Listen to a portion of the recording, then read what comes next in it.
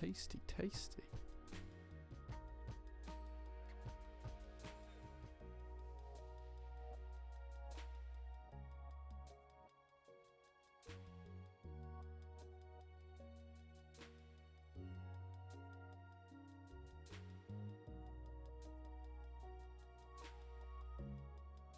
Incredible.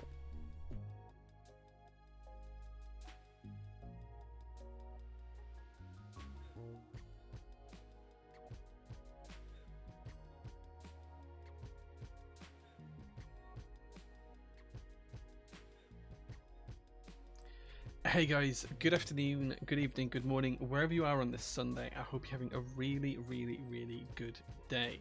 Coders was first in chat, says hope everything is flying great. Thank you, man, it's going well. Thank you. A long stream today. Potentially, maybe, we'll see. The thing with streams on a Sunday is I am time bound, so I do need to finish by like 11 p.m. Otherwise, it just gets too late for me to go home and have enough sleep before I have to be here the next day for work in the morning. So we'll see how far we get. I don't anticipate we'll complete the full build, but hopefully we'll get all of the small components built today, because we are building a Gingham, which, for those that you don't know, it's a through-hole keyboard, so it's got all of the components, all of the diodes, resistors, everything else. We're going to put all of that in the board today and solder it. I've literally just 3D printed before the stream a diode bender, so yeah, it's going to be interesting. We'll see how far we get. Yagbat says here, he says, hey man, good to see you. Zunet as well says, hi there. Coincidence, I just took the JO1 out of its box to rebuild it with a POM plate and Zelios. Nice, nice. I personally don't like POM plates with tactiles, but hey, like, I'm sure you will love the build. It's nice to see JO1s out there in the wild. Aeneas says, I am present. Hi present, I'm Jay. Andromeda subscribed for 7 months, currently on a 7-month streak. It says a stream time at Lego. Thanks very much, man. I appreciate that. Yeah, I think we'll be streaming tomorrow as well. Mel and I are probably going to do a workshop stream tomorrow during the day where we're packing the mystery switches. So whilst we can't show you whose order is whose due to data protection, things like that, what we can do is we can show you what's going in each pack. We can say like this switch and this switch are going in each pack. So we will probably try and do a little bit of that, like streaming it and just showing you guys what we're doing, like a little bit of a workshop stream. It's not really a workshop stream because we're not going to make anything, and it's not really a QC stream like we've done in the past, but it should be kind of something fun to show you anyway. So that's going to happen tomorrow. Don't know what time. It'll just happen at some point during the day, probably like 11 a.m. UK time, something like that. We'll see. John Doe's here. He says, hi Jay, are you calling in sick tomorrow so you don't have to pack the mystery switches? Nah, it's not that bad. Like, we have all the switches to one side and there's about 250,000 of them, so like we're just going to work through the package. Our 4 boxes, Mel can put the orders in. We'll just take it in turns. We'll get through it in a couple of days. It won't be that bad. Like, as far as things go, it's pretty easy because we don't have to count anything. We don't have to check that we've got the right number of something. It's literally just a bag out of the box, bag out of the box, bag out of the box. So it should be pretty easy to do. It shouldn't be too difficult. Void Media, hey man, good to see you. Thank you very much for being here. Woody's here as well. Anarchy as well. Anarchy, I hope you're ready for the meetup because I can't wait to see what vintage goodness you've got. And some of the bits that I've made for you as well, I want to see them finish. So definitely looking forward to the meetup. Weekend's been good, thank you for asking. I took my brother shopping today for baby stuff. He's about to have his first child, which is really exciting for me as well because I'm going to be an uncle. Incredible. Thank you, Melfa, for the follow. So I'm going to be an uncle for the first time, which is super exciting. So we just went to like Mamas and Papas today, which is like a UK store for baby stuff, and we said, what do you need? So him and his partner Sam, we basically took them shopping and they picked off the shelves whatever they needed. My wife was a huge help in picking baby clothes as well, as you can imagine. So yeah, it was good. It was good fun. The diode needs to be bent. Oh dear. Yeah, so I 3D printed this. I've never used a diode bender. I usually use my fingers, but this is a customer build, so I 3D printed it. It's basically like you rest the diodes on here. As you can see, it's got like grooves in it, and then you put the lid on top, and it should bend the legs of the diodes to where they need to be, as far as I understand. But we'll test it out and we'll see, right? We'll see how it goes. Gonna be good to see this build. I've got one of the Ginghams I'm waiting to build. Yeah, like we have a load of them in stock as well. So if you like the idea of this and you want to practice soldering, these are a great way to get into it. If you like it, then you can pick one up on the store. Just go to prototypist.net, the link's down here, and just search for Gingham and you'll find the picnic edition, which is what we're going to build today. No F1 today. No, Monaco Grand Prix is next. Although I did see Charles Leclerc crash out in a vintage Niki Lauda Ferrari earlier on today. Whoops. So yeah. Yakbat says, it's been so long since I've been able to catch a stream. Currently hanging out while cutting plates in my garage. Nice. Nice. I have a load of plates to cut for customer orders on the laser cutter tomorrow, so we'll get that running while we're doing some bits and pieces. Previous build was Vint Blacks and CF Plate. The Vint Blacks are going in the JO2 in a few weeks. Nice. Vint Blacks and CF Plate is a good combo. I like that. Workshop stream pog. Nice. Will there be live order packing of the mystery switches? Because if so, then I'll probably order some tomorrow. I think they'll be gone tomorrow. Like, I put some more in stock today because it sold out like first thing this morning. They're all gone. So I put like a very small number in stock earlier on today. And the last time I checked before I started streaming about an hour ago, there was less than 10 packets left. So Sunday evening is usually a really quiet time for the store anyway. So they might not have sold out, but they might well have done. I don't know. So yeah, we'll see. We'll see, but they might not be available. Diode benders are super useful to get everything uniform. Yeah, and that's kind of like where I printed this off. I've never used a diode bender before. As I say, usually I just kind of use my fingers and line it up, and I'm pretty okay with that. But for a custom build, figured we'd make a diode bender. Snicket's here as well. He says hello, Jay. Hey man, good to see you. Anthony as well says hi, Jay. Thank you very much for being here. I appreciate you all. I bet there's a load of places to cut. There always is, NAS, and your order is significantly, that's like a significant amount of laser time tomorrow. I think because we have to change materials for the bits you've asked for, so there's like quite a lot of maintenance to the machine to change materials. It's not as bad as the old machine, it's much simpler now, but there's still quite a bit of change that we have to do. Like we have to recalibrate the height of the laser, the depth of the laser, the heat of the laser. One or two of the materials I haven't cut in a while, so I don't have any presets for that, and depending on the temperature in the workshop, some things need tweaking, some things don't. So we'll get through it. It won't take too long. One day Charles will complete a race around Monaco. Yeah, one day, I'm sure he'll get it. Probably tomorrow, probably next weekend he'll get it. Probably next weekend. We'll be lurking a little bit as I'm watching the Moto Grand Prix race, so I don't spoil it for myself on social media. Enjoy the build. Yeah, enjoy the race, man. Enjoy the race. Good day, everyone. Soza says good evening, Jay, as well. Thank you very much. I single-handedly increased lead times and I apologize. Yeah, and this is our pack is out of stock. Yeah, we only restocked them on Friday, so I'm surprised they've all gone. But yes, we will restock them. I think all of the vendors who are like the official vendors for these switches, so Prime Keyboards, MyKeyboard.eu, ourselves, and a few others worldwide, I think they're putting an order in again soon. So we'll see when that happens, but yeah, we'll restock at that point. Yeah. Metatron says Yoski. Sure.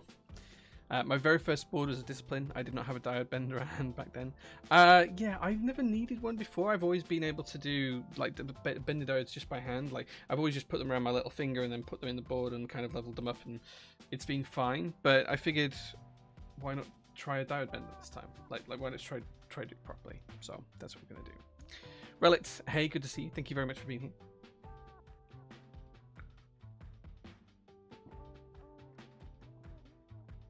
In fact, I think Relict. I think if you're who I think you are, this might be your keyboard. Because I was supposed to build it on Friday and I just didn't have time. And I've got a grey hair. Can you guys see that? I've got a single grey hair in my beard. Just one. Just one grey hair. Can you see that?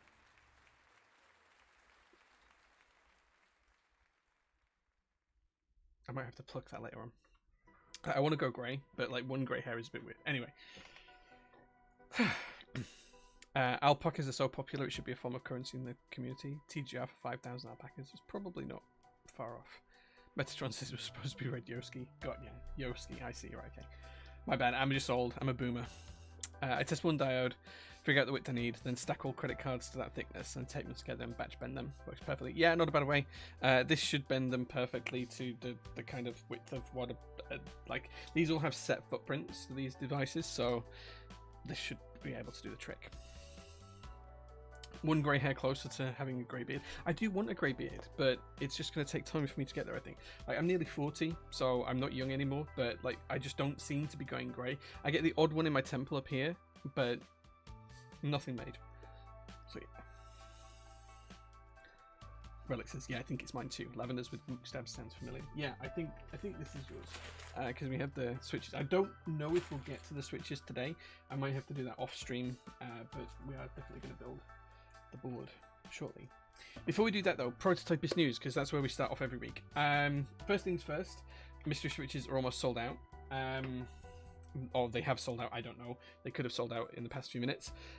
So we'll be shipping those out Monday, Tuesday, Wednesday. We'll try and ship them all as fast as possible, but it might take us a few days. Please bear with us. We are going to pack everything that's not mystery switches that's in stock first, just because those are fewer number of orders, and we'll pack anything like that. And then anything that's got a mystery switch in, we'll pack it afterwards. So just to make sure that people aren't waiting for things for a long time, especially when the mystery switch orders are just so huge in number.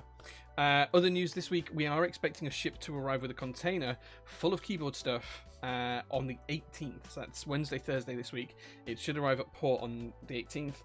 Then I'll have to pay all of the import duties and bills and everything else and arrange local shipping. So by around the 25th, we should have had everything delivered from the boat.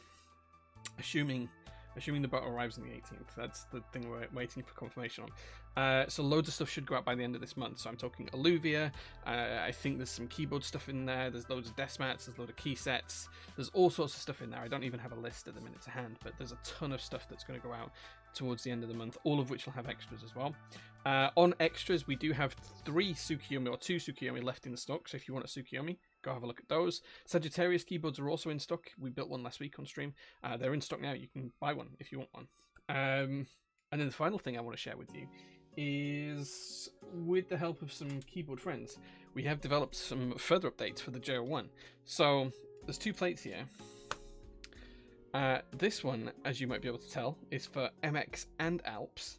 And this one is for just Alps. So that probably tells you that I might have something Alps related in this packet here, which I do. We have the first ever JO1 Alps PCBs. So yeah, these are pretty cool.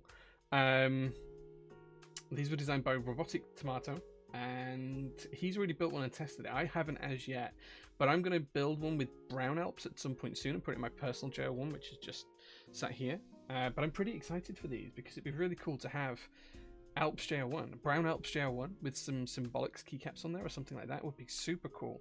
So I'm really excited to build one of these very, very soon. It probably won't be on stream because it'll be like a test and make sure everything fits and stuff like that.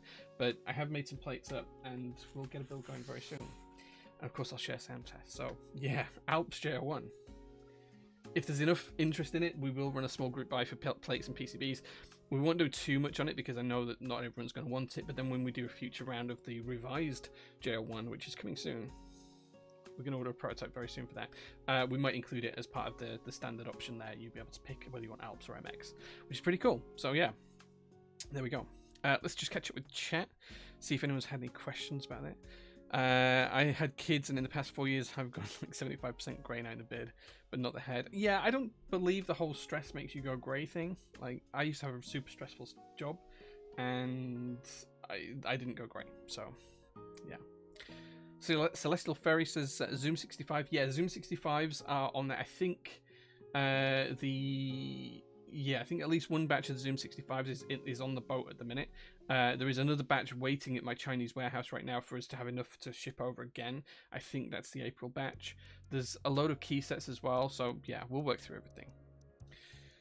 Nice to see more Alps support in high-end boards. Yeah, I love Alps, so yeah.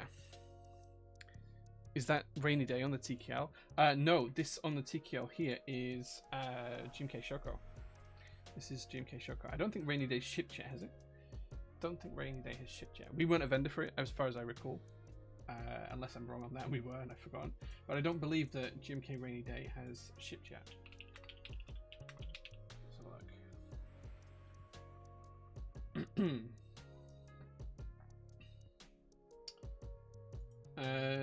Last it says was colour matching round 3 for samples. If it has shipped, I haven't seen it. I don't think maybe we were a vendor for this. This actually looks really familiar now. Look at it. No, we weren't. No, we weren't a vendor for this. Oh, we did the Brahma caps for this. We sold the Brahma caps for it, but not the key set. As far as I know, it hasn't shipped. But if you know differently, please feel free to tell me. As far as I know, it's still not being produced.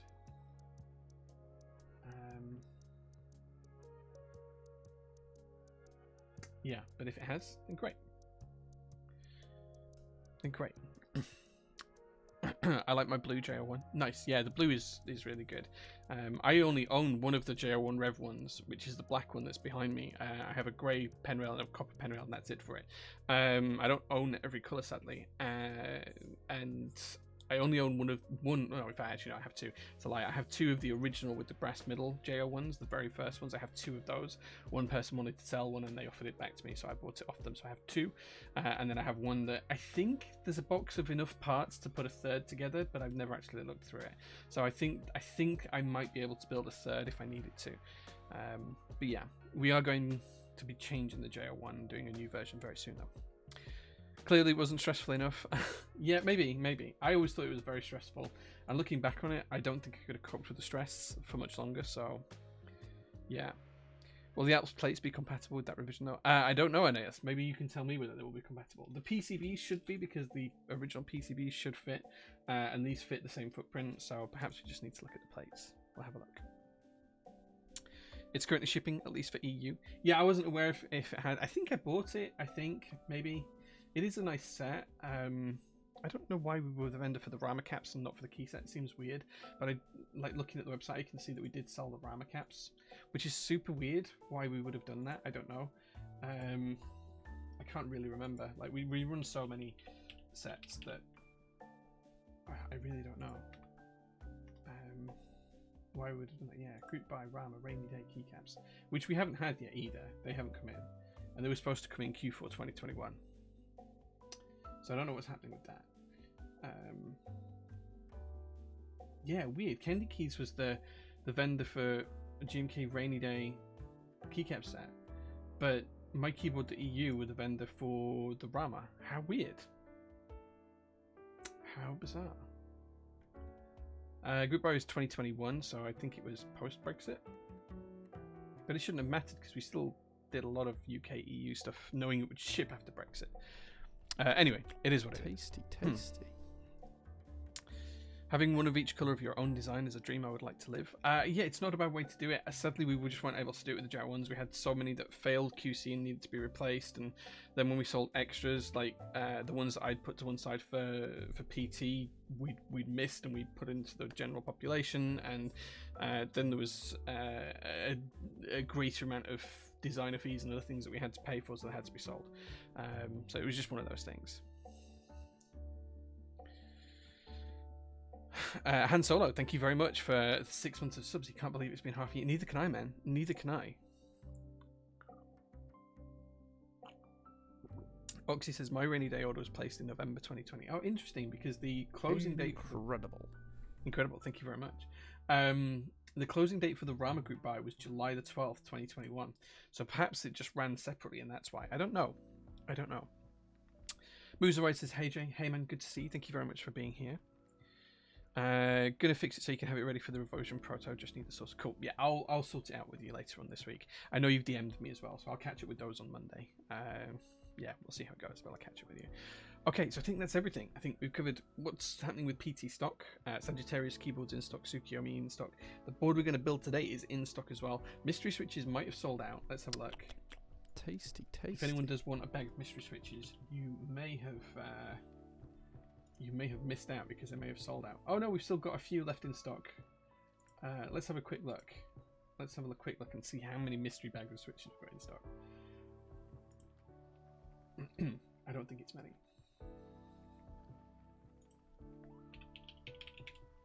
Okay, mystery switches. We've got 5 packs in stock. 5 packs of mystery switches in stock. So that's all we have, just 5 packs. Yeah, and there it is. That's it, 5 packs. I tell you what though, let's do a little fun thing. If anyone buys a Sagittarius keyboard off the website today, doesn't matter where you are in the world, like whilst I'm streaming, if you buy it today or by midnight tonight, which is in 3.5 hours, if you buy a Sagittarius keyboard from us anywhere in the world, we'll cancel the shipping fee. We'll just refund it. How about that? There we go. Just as a nice little fun thing for you guys. Okay, JQ27 subscribed. 9 months, enough time for a baby. JQ27, congratulations. You have just given birth to a prototypist baby. You can name it now. You can give it any name you like. I'll let you come up with a name. I just got 2, and I think there are 5 left. Yeah, what do you want to link to? Sorry, Ben, the Sagittarius or the mystery switches? The mystery switches are easy because I have that up. This is the link to the mystery switches. Just 5 bags left. 25 quid, or just under 25 quid. They could be one of about 50 different types of switches. You don't know what you're going to get, and you don't know how many you're going to get. You could get 70, 90, or 110 switches. Who knows? Who knows? And if you want the Sagittarius, I'll send that over as well. I'm going to say, if anyone buys a Sagittarius, I will just refund the shipping of anyone who buys a Sagittarius today. So there we go. Order them, ship them worldwide. There's A stock and B stock there. If you order one, I'll give you free shipping. Simple as. You'll pay it now, but I'll refund it before we ship the board. There we go. Cool. Okay, time to start to take a look at the board, because this is going to be quite a long build stream, I think.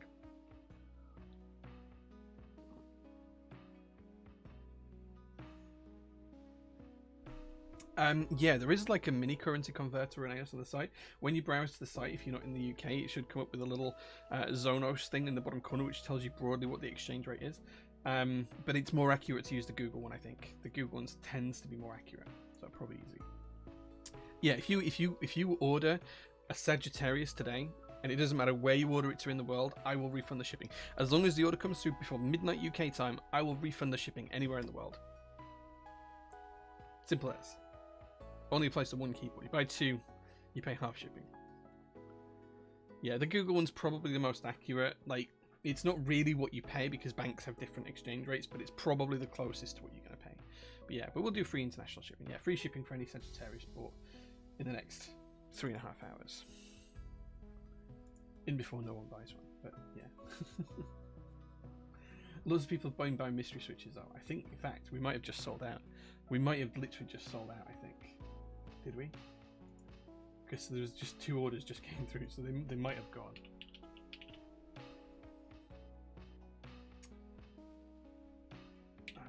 Did they sell it? No. No. There's a couple of bags left. There's a couple of bags left. There's 2 left. Yeah, Thorium, I was really surprised because we had like there was like quarter of a million switches in that box. So for them all to sell out that quickly, it was kind of crazy. Like, I was not expecting that to happen.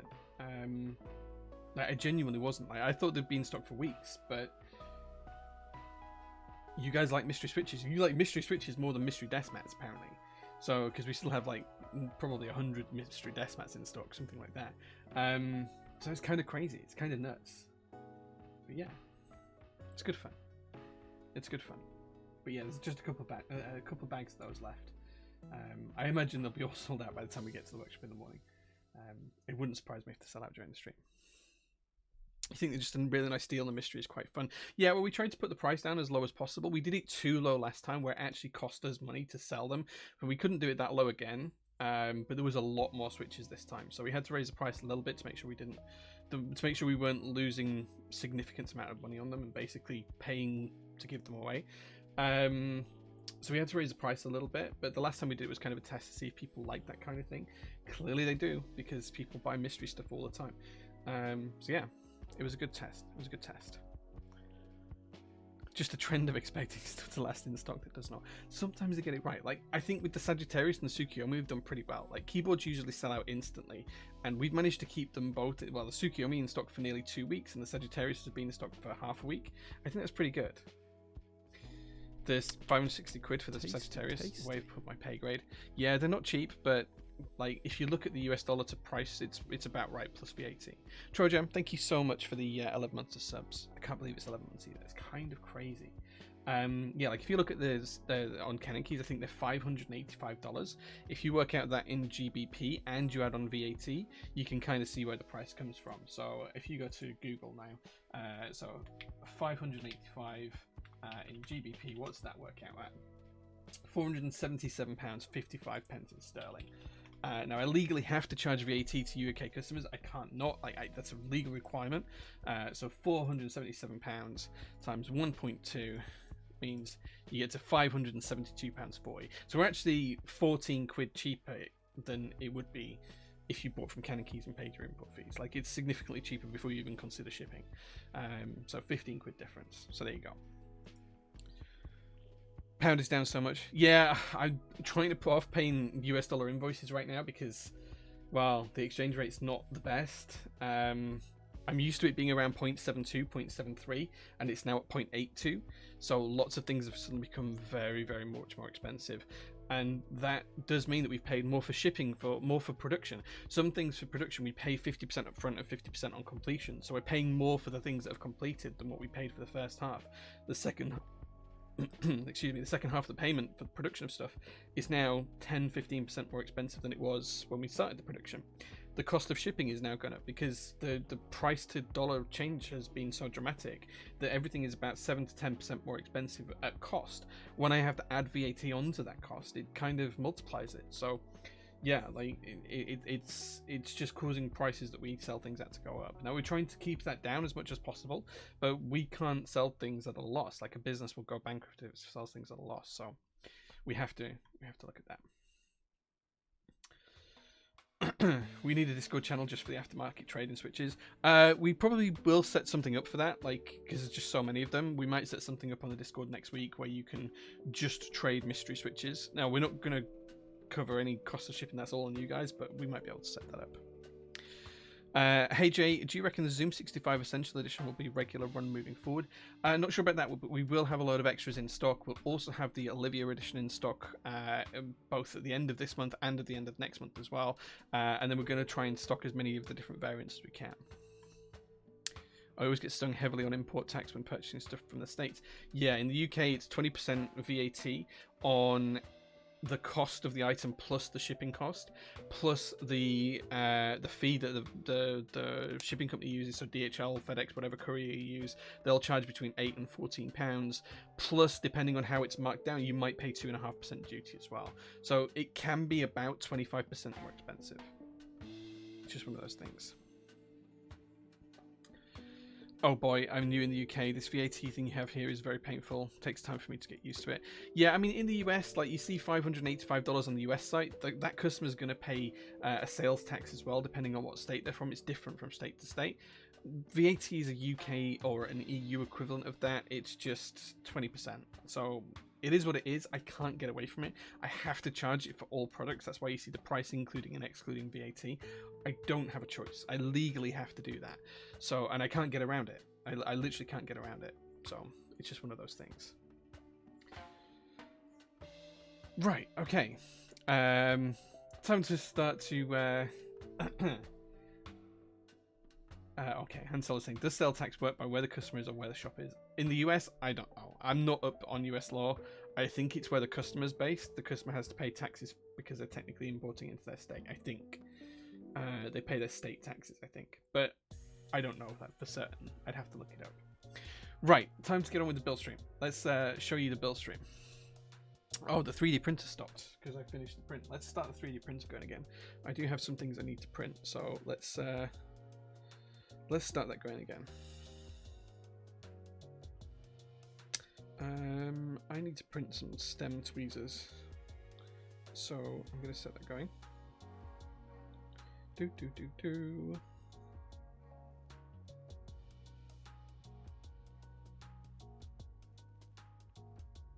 That's the one. There we go.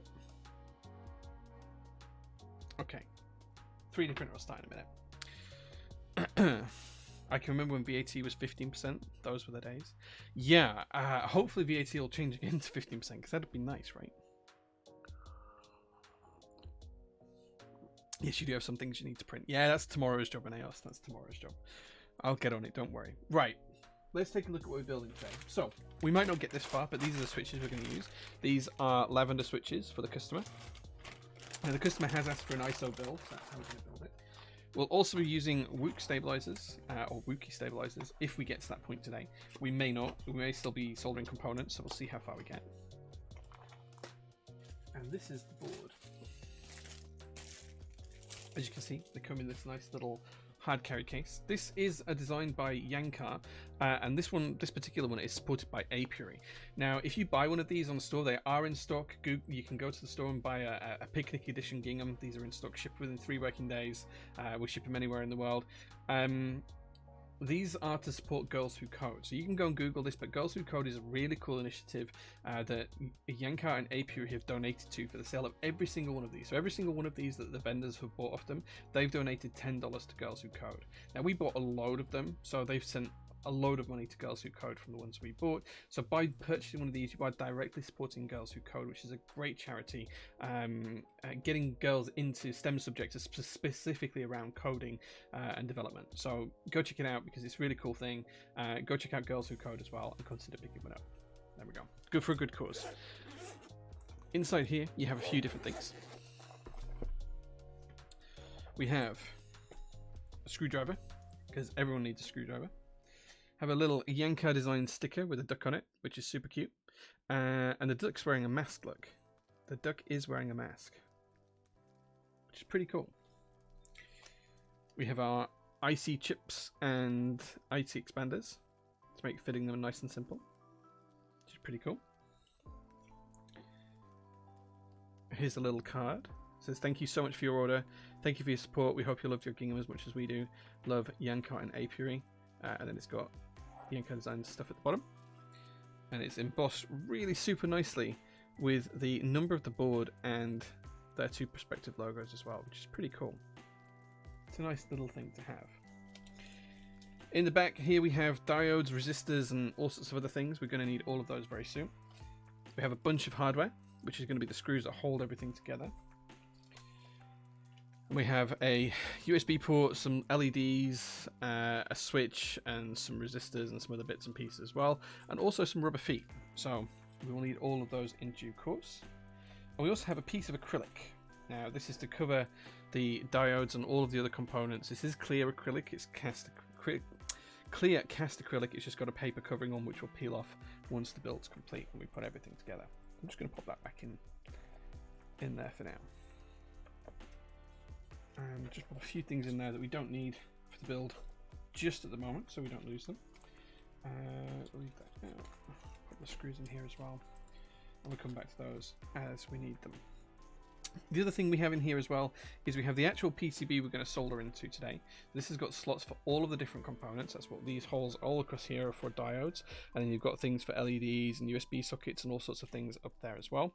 And then once all of that's soldered on, then we can start to put the switches in and everything else, which is pretty cool. Turning over, see reverse, just the reverse side, pretty standard, pretty nice and simple.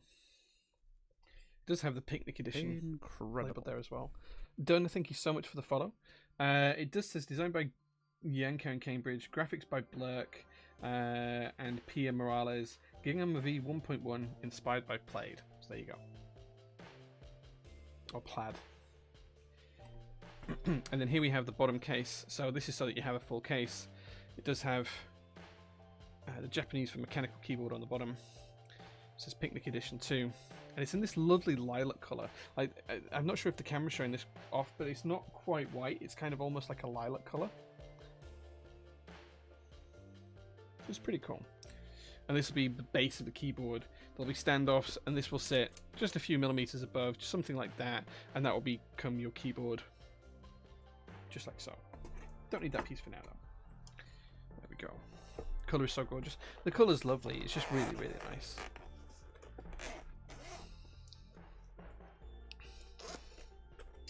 Okay.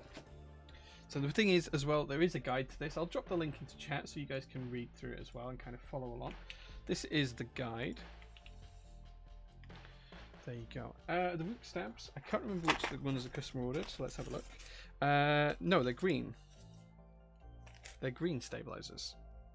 Does that sound right, Felix? Did you order the green stabilizers? Perhaps. I don't know. Mel did arrange the order, so I don't know if that's right or wrong. She pulled it all together. We can soon find out. We might not even get to the stabilizers point today anyway, because there's a lot of soldering to do on this. So I have my trusting soldering gear at the side of me. He says, as he can't find his cable for the iron. Just realised the cable had fallen. We have it back now. There we go.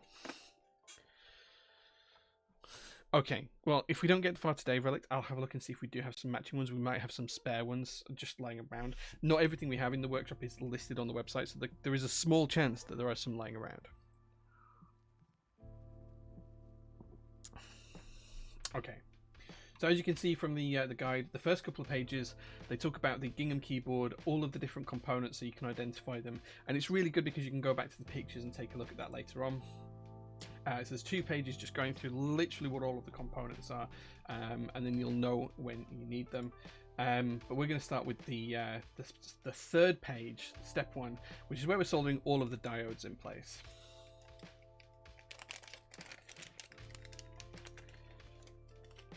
Now, we do have the diodes here, and basically what we need to do is we need to put a diode in every single one of these slots. So top to bottom, top to bottom, top to bottom, all the way across here. We need to do them so that it's all the way across here.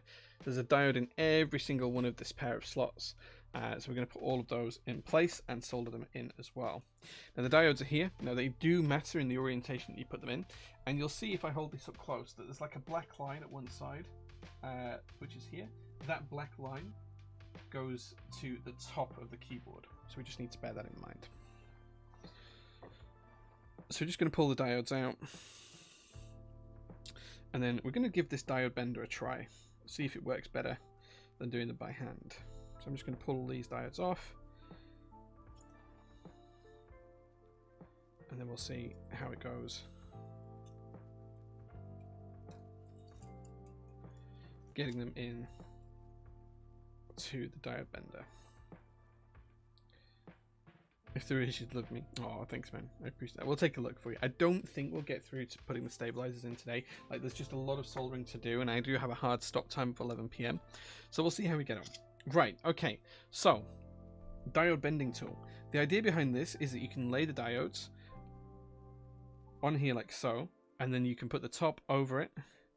And if you line up where the wire is, then theoretically all you need to do now is push. And that should, in theory, give you one perfectly bent set of diode. Just like so. It looks pretty good, actually. That's pretty neat. And then from there, we can just pop this in to the board. And there you go, you can see exactly what they're going to look like. Incredible. And as we flip this over, you can see that the pins are just showing through. So it's a case of cutting them close, soldering it on, and going from there. Okay, so that looks pretty good. I think what we'll do is we'll do 5 at a time. 1, 2, 3, 4, 5. Yeah, we'll do 5 at a time, and then we'll pop them all into the board at the same time. So we just need to do another 4 for this one. So we're going to go 1, 2,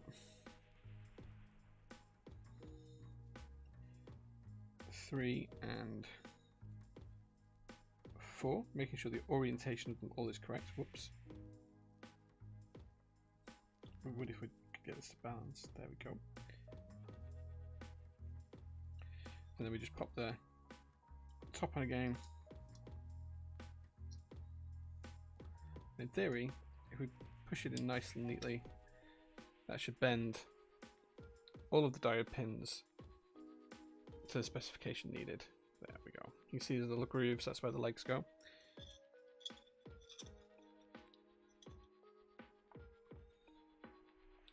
And then we can pop these into the board, making sure they're all in the correct position and nice and neatly aligned.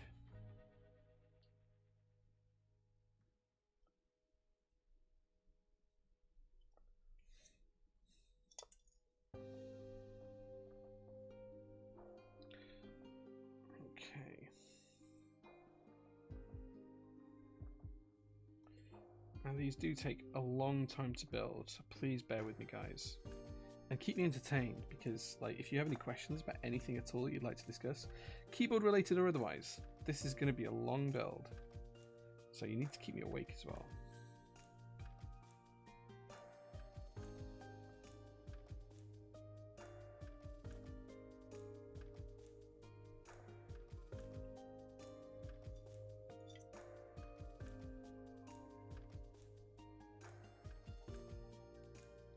Okay.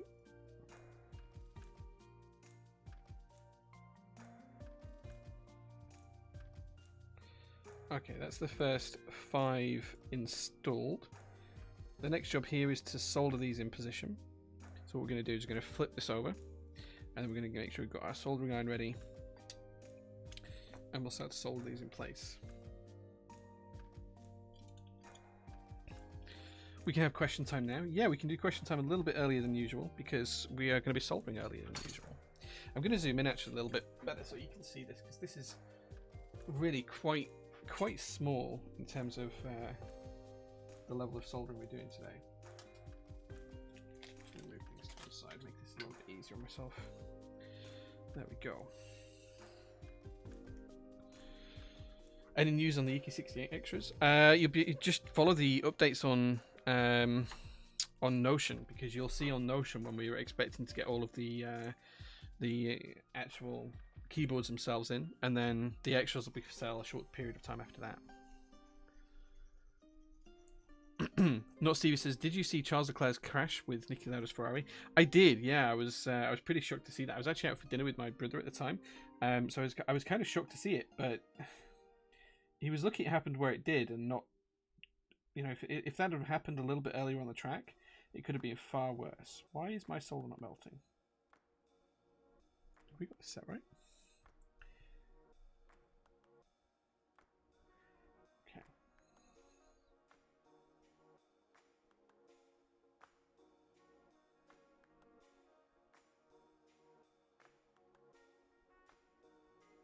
Okay, this just not my solder. Let's try here. There we go. It's a little bit better.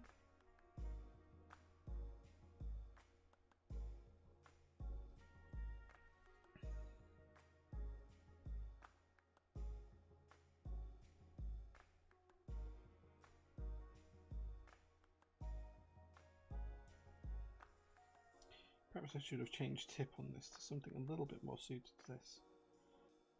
I'm so used to just using the same tip for all of the soldering I do. It's better.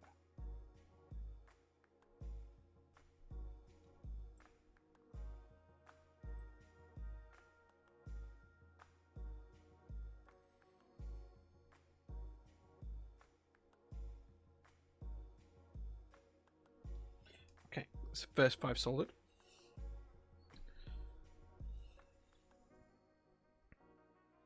And as you can see, those all look nice and neat from the top.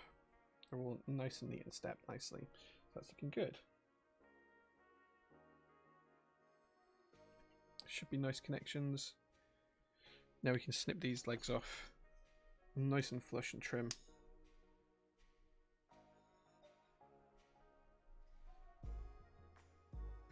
And then we'll be able to clean up the board later on with some isopropyl alcohol as well, just to keep it nice and neat and tidy.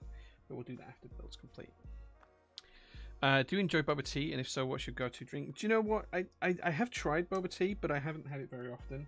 I wouldn't say I was particularly knowledgeable about what flavors there were or anything else. I'm very much a noob when it comes to it, to be honest with you. I'm much more of a coffee guru. In fact, I've literally just changed the coffee we're drinking today to, this is what Mel and I have in the workshop for the next couple of days, to Colonna's Foundation Parami Espresso Roast, which has, what are the taste notes for this? It doesn't actually say. Oh, expect notes of white grape, raspberry, and star anise. Don't think I've noticed any of those particularly, but it is a nice coffee. So, there we go. Okay, so that's all soldered nice and neatly. Everything's looking good there. Everything's nice and flush and trimmed close to the board, or just about. There we go. Time to move on to the next 5 diodes.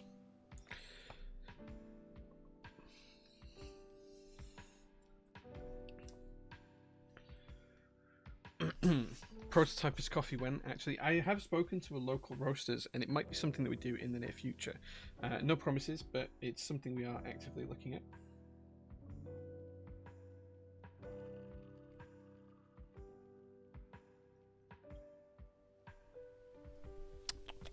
Tasty, tasty. Fluffy Cubes, thank you so much, man. I appreciate the subscription. 10 months. Wow, that's kind of crazy. 10 months is such a long time.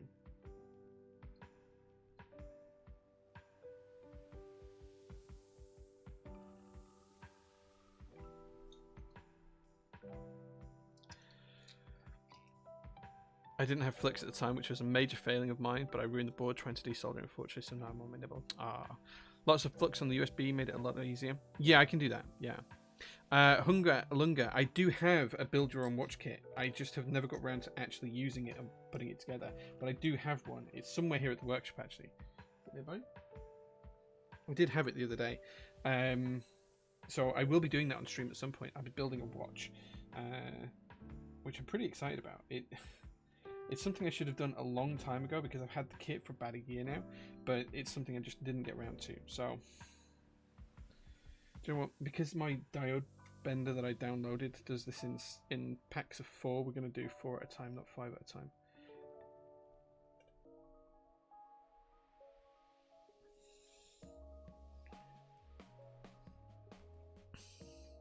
So yeah, so we will do a build your own watch stream at some point. The last report I saw on the crash was that it was a mechanical failure. He said the pedal went all the way to the floor. Yeah, that's the thing with these old cars. Even though they're heavily maintained, there is still always the risk of something going wrong with them. I would like to taste Jay's coffee preferences. Yeah, I like a lot of different coffees. Anything caramelly, I'm a huge fan of. So yeah, that's kind of my go-to tasting is caramel notes. Okay, 4 more diodes in place. We'll just do these in batches of 4 now, just because that's how many spaces there are on the diode bender, so it kind of makes sense.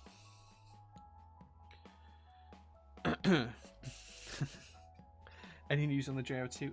Yeah, it's coming. I can't tell you exactly when, but we do have a revised prototype already in the works, so that shouldn't be too much further away now.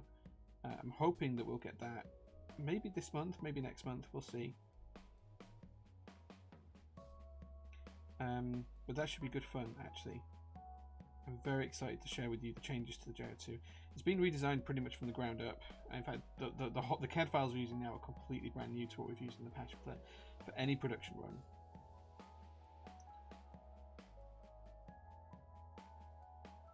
run. So yeah, it's pretty exciting times.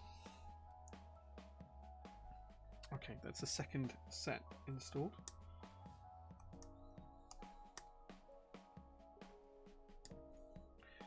Flush cut is coming in clutch for this particular build.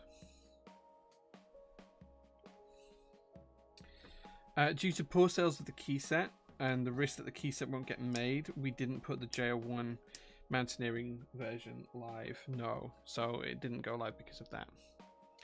Maybe do a wee run of PT caramel fudge along with the coffee. We could definitely do that. We could 100% do that. Okay, second set of diodes installed.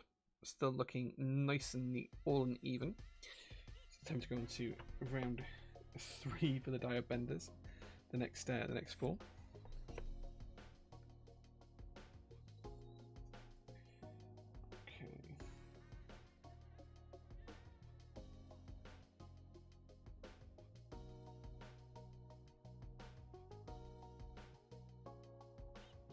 I'm not sure if I prefer using a diode bender or not.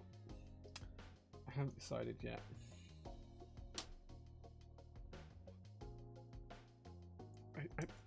Part of me thinks not, just because it's a little bit fiddly. But perhaps that's just me being stuck in my ways and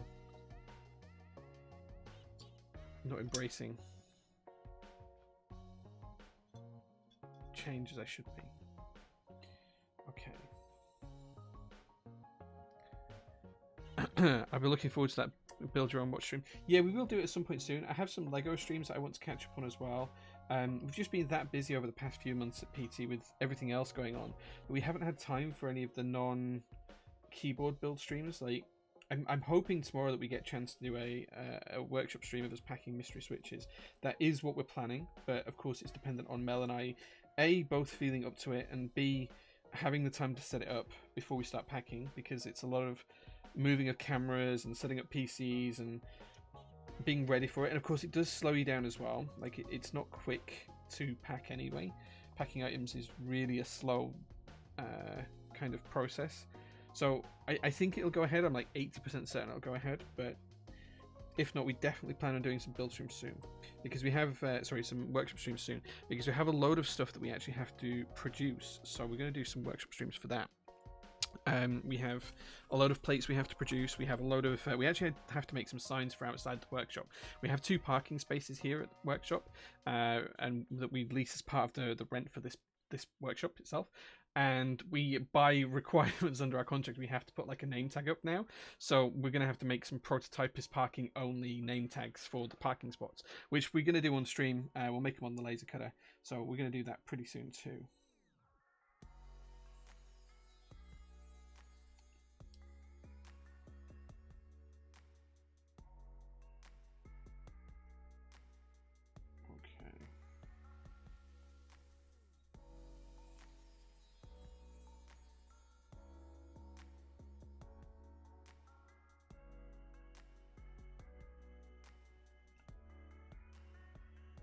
There we go.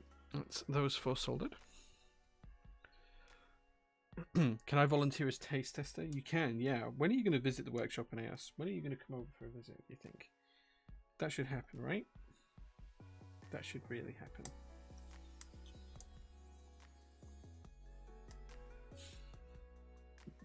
Just casually demand some international travel from me.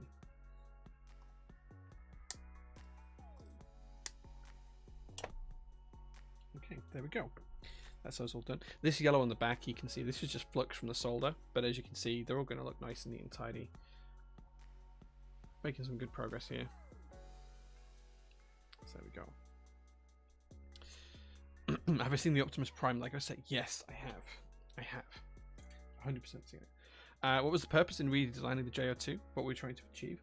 A couple of things. One, I wanted to change the design to something closer to the way I'd envisaged it originally. Now, originally when we started making the first ever JO1s, there was a load of stuff that we couldn't do due to cost constraints, time constraints, manufacturing constraints, and just general not knowing how to make shit.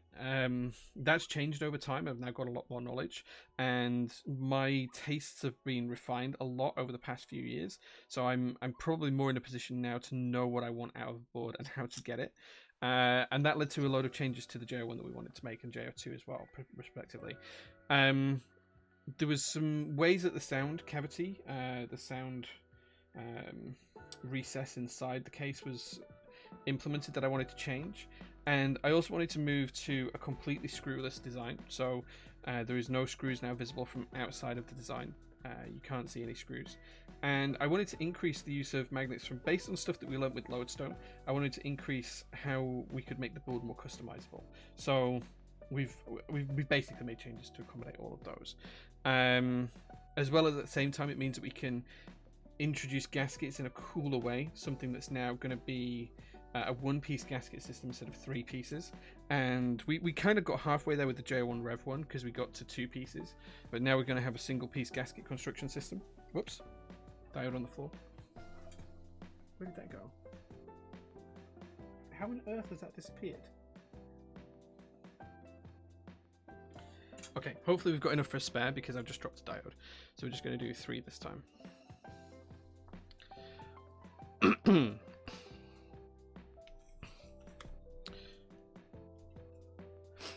Have I taken a look at the Sandglass Ergo by Fox Lab yet? I haven't, no. You'll visit when you have money for a ticket, no biggie. Nice, nice.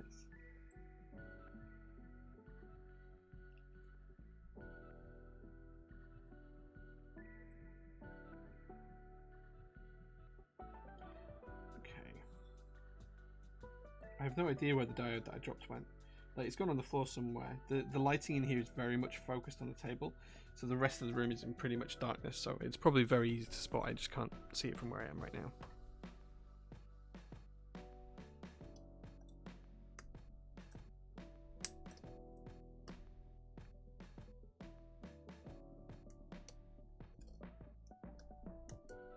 There we go. That's another 3 done.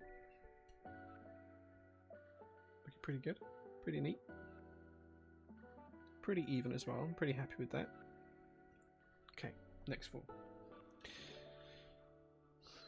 Thanks for the explanation on redesigning. Highly instructive. Please announce the sale in advance. I can put money on the side for it. Yeah, we're waiting on the prototype first. Like, as with anything, I don't want to say that we're going to do it. Like, we were going to do the blackout edition with the old version of the JO2. And incredible. when I went and sat down and had a look at the files, thank you, D1D Knots. Thank you so much for the follow, man. When I sat down and looked at the files, it was just like there were so many little things that nagged at me and bugged me. It was like, I now know we can do that better. I now know that we can change the way we do this and we can get a better result. That it just seemed silly to carry on with the blackout edition as the design was, and I just really wanted to change that. So it's going to happen, and it won't be too far away now. We just need to wait for the prototypes, make sure everything works as I expect it to, and then we'll go from there. So yeah, should be good fun. As with anything, prototyping is just time consuming and expensive, so we just need to make sure it's right before we start to sell it. I don't want to do prototyping after we've sold it, and I think I want to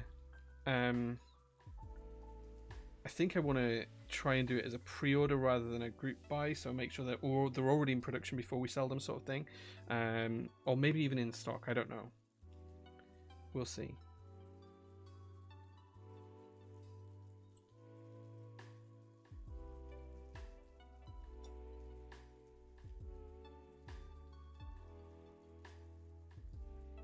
Currently have a bet on with the missus. If I could lose 15 kilograms, she would take me to watch the F1 at Silverstone next year. Currently 21 kilograms down. Nice, dude. That's a huge amount of weight to lose. Congratulations, man. 15 kilograms, 21 kilograms. These are huge numbers. Like, I wish I could lose even a fraction of that, man. That's impressive as hell. Dude, that's so cool. Well done, man. Well done. And congratulations on your Formula 1 tickets, because I think you can cash those in now. There's always a void in the Audacity that takes small parts. There does seem to be. You're not wrong. The one-piece gasket. It better work as you expect it to. It will. Don't worry, dude. It will. I'm pretty confident in it.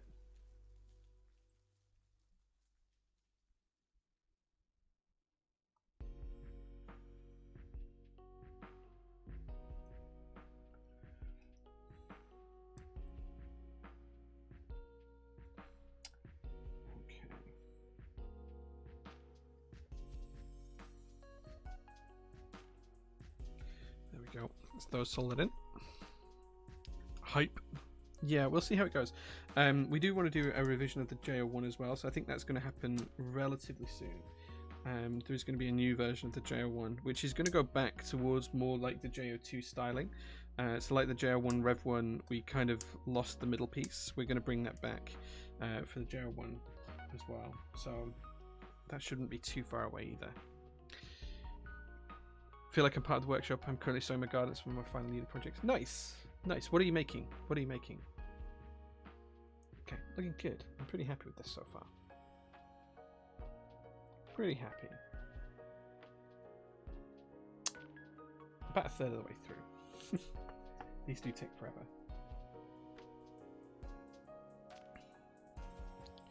You don't know if you want a JO2 or a JO1? The right answer is both. A JO1 with the middle piece, that's my dream board. Yeah, it's not the same as the original JO1. So please, like the original OG JO1s, it's not the same as that, so please don't think it is. But it's going back to more of that styling. Like with a lot of the changes that we've made for the JO2 implemented as well.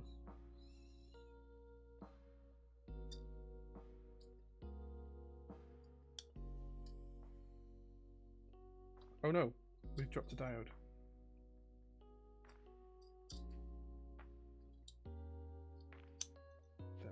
Fixed it.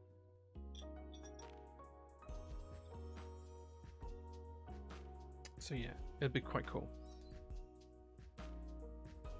You have both the great. Thanks, I appreciate that.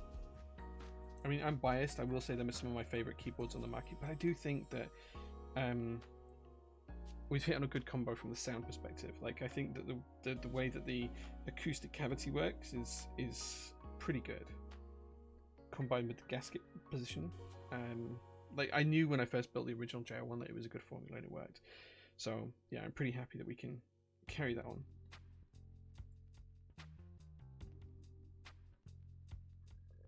Jay, can I have both? Of course, we'll sort something out. I'm currently making a fitted blazer with the Lotus 5 printed cake. Dude, that sounds amazing. when are you going to start selling your personal collection? What kind of sale format? I think many people might be interested in some board. So for those who are subscribed to the channel, those of you who are subs on the channel, you will have access to a secret channel in the Discord server. If you were to frequent that channel in the Discord server, you might see that some of my personal boards are already for sale. It's just a perk that subscribers get. Or maybe not a perk, maybe a curse. But yeah, I think there's 10 or 11 boards so far that we've sorted out and taken pictures of. So some are technically for sale to subscribers only first as a bit of a perk. Those that don't sell to subscribers will be available probably the end of next week. On the general channels, we'll probably create a new channel that's Jay's stuff for sale or something like that. And then we'll start adding more and more boards to it until it all sells. It's not my whole collection that we're selling, but there's quite a chunk of it that's going to go. I think we're going to sell somewhere around the region of 100 boards, something like that. Now, this isn't a prototypist sale. This is me personally selling stuff, so it's not going to be listed on the store. There's no VAT to pay because it's selling by a private individual, so I just need to bear that in mind.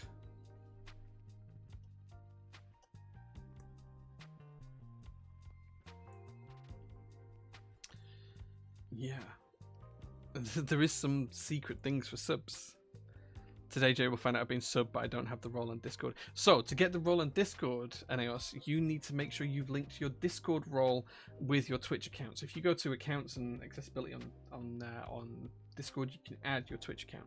If you're subscribed on here and then you add the same Twitch account, it will show for you. Simple as that. So, I have the access, but I didn't know about it. I've just told you how to get the access. Make sure you're on Discord. You have linked your Twitch account, and you will be able to see it. It doesn't show up immediately. It sometimes takes like a few days to show up, but it will show up. Go into settings, merge your accounts. You'll be able to see it. But yes, there is a secret hidden subscriber channel. I say it's secret. Everyone knows about it now. I've just told everyone about it.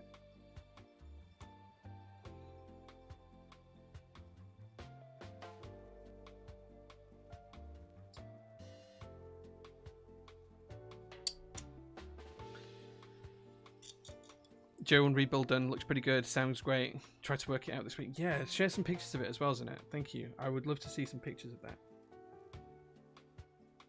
Would you sell something unbuilt from your collection? Unlikely. Maybe. Like I'm not being particularly picky. There is some vintage stuff in there as well. Like it's not just going to be actual customs. There is some vintage stuff in there. Like one of the things, for example, is my fully working original Dolch pack. That's one of the items in there at the minute.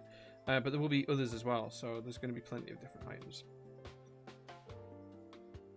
Okay, you got the roll. There you go, Aeneas. There you go. Incredible. Shrimping, thank you so much for the following. Great username.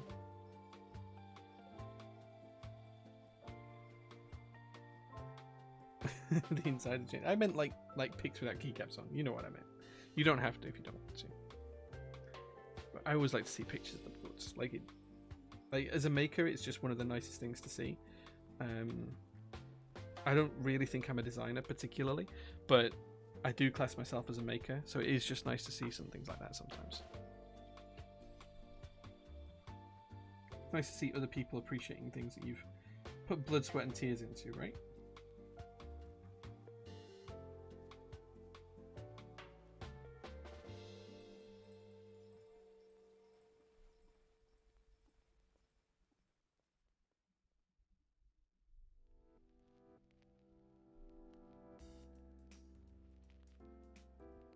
This would have been so much faster if I'd done a diode bender with 5 diodes in it. Oh well. We live and learn. Jay's a designer. I don't know, man. Like I don't know. Like I can do CAD work, like you've seen, and I guess I can make things in CAD, but like I don't have the time to dedicate to CAD and the design that I'd like to, purely because of all of the other stuff that I have to do. And I don't really feel like designing Jim K Midnight Rainbow was true design work. Like that didn't feel like it. It was just me picking some colors and putting it on a key set and getting someone else to render it. And I don't really know how I feel about that. I don't really feel like it's design. I don't know. Like people have different thoughts on what design is. I had some very close friends give me a very distinct view of what they thought design was, and that doesn't cover it. So with that one in mind, I don't feel like I'm a designer, but I'm definitely a maker. I love to make things. Like, that was the whole point of setting up PT, to make things, to make cool stuff, whether that's keyboards or otherwise. That's why we buy all the tools. That's why we have 3D printers. It's why we have laser cutters and CNC machines on the way and all sorts of stuff like that, because I like to be able to make stuff. Like, just making stuff is kind of what I want to do with my life, whether that be keyboards or other stuff. So I definitely fit the maker tag. I don't know if I fit the designer tag. I don't know if just picking some colours and putting them on random keys for GMK Midnight Rainbow is classed as a designer. I don't know if the stuff that I do for the J series, which tends to be a lot of pencil drawings and then ask someone else to convert them to CAD, is me doing the designing. Like, I don't know where that finishes and starts. I don't think the desk mats that I've designed are particularly designing as such. They're more me creating a piece of art and then putting that piece of art on a desk mat. Like, I don't know where making an arts and crafts stop and designing starts. I don't know where the line is drawn, but I don't feel like I fit that designer adjective. I think that's the thing. Anyone tried a Tsukuyomi keyboard? Yeah, I have. I have one. It's really cool. For the layout, it's pretty cool. I wasn't expecting to like it as much as I do, but I did. I have a blue one, personally, and I think there's still 3 for sale left in the store, or 2 for sale. We might have sold one yesterday, actually. But there's still at least 2 for sale on the store, I think. So if you're interested in one, you can pick one up. They are in stock. No waiting for them. Shipped within 3 working days.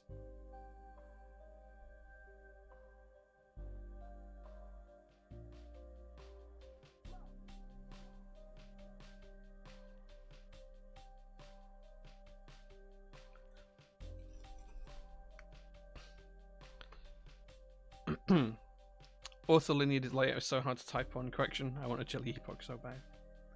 Isn't Jelly spelled with a J? You're a designer with 2 designs. I don't know, man. I don't know. Like, I feel like you're more of a designer than I am. Like, I feel that way. Like, just because I can drive a car doesn't make me a driver, if that makes sense. Like I'm not someone who drives professionally, so I'm not a driver in that sense. I don't know.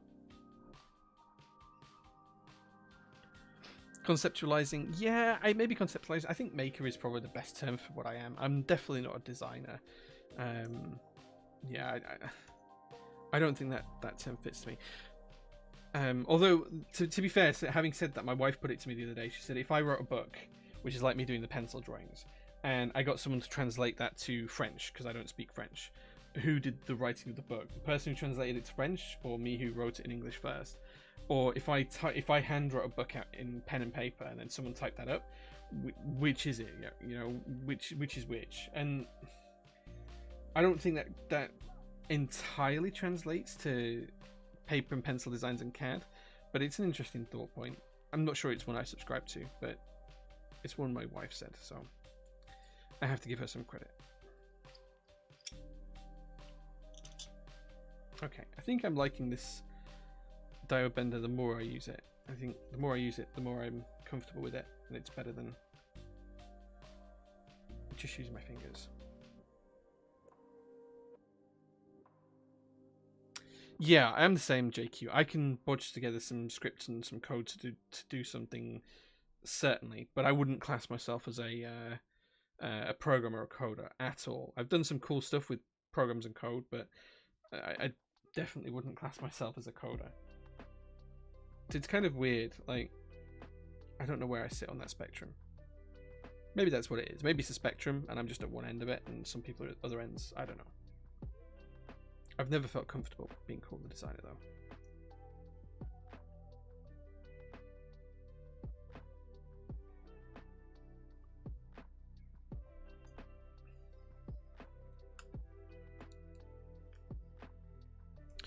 You feel engineers use way too loosely these days? Maybe. I don't tend to agree with that viewpoint. I think engineer is a broad term, and it's the word you put before or after it that dictates specificity about what it is you are. So I don't necessarily disagree with that. I think it depends on how you classify. If you just say you're an engineer, it's like, of what? Mechanical engineer? What? Like, there's 1,000 different things that could mean. Electrical engineer? You know, there's 1,001 different things that could mean. So I think the specificity for engineer is implied by the words preceding and what's the opposite of preceding? Post-seeding? I don't know what the opposite of preceding is, actually thinking about it. But yeah, whatever words or adjectives or descriptors are used pre and post engineer are what matters more.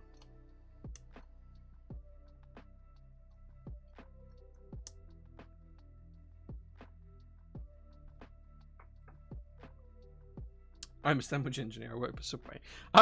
Okay. Yeah, all right, Woody. You've just proven my point completely wrong. Yeah, I don't agree with that. I don't think that's a sandwich engineer. Is a chef a kitchen engineer? I don't know. A food engineer? Perhaps. Perhaps. Who knows? Who knows? Does it really matter? As long as we understand what we are and we're comfortable with whatever terminology we give ourselves, I think it's fine. Knowing yourself is more important, I think.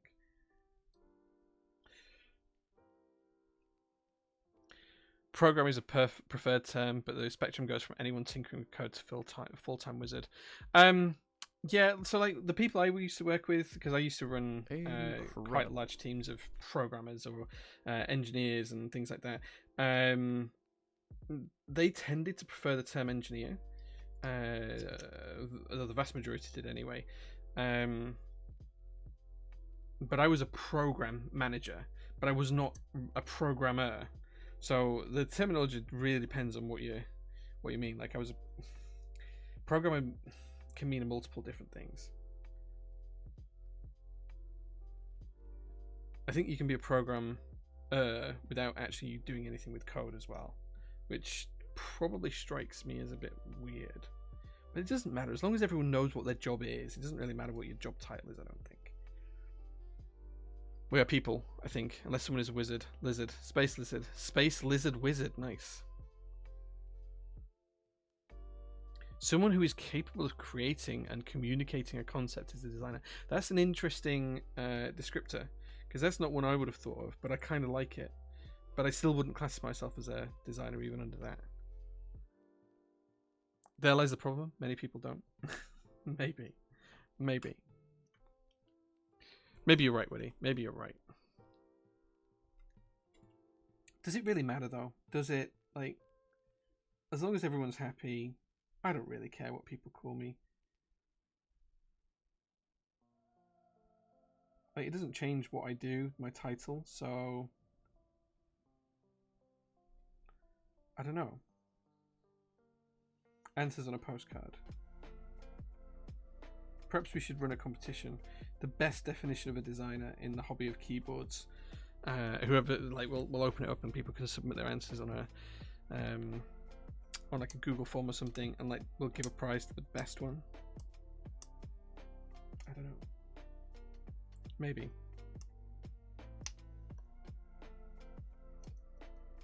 Maybe no one would enter if we did do that. That was a little bit soft solder. How is that still soft?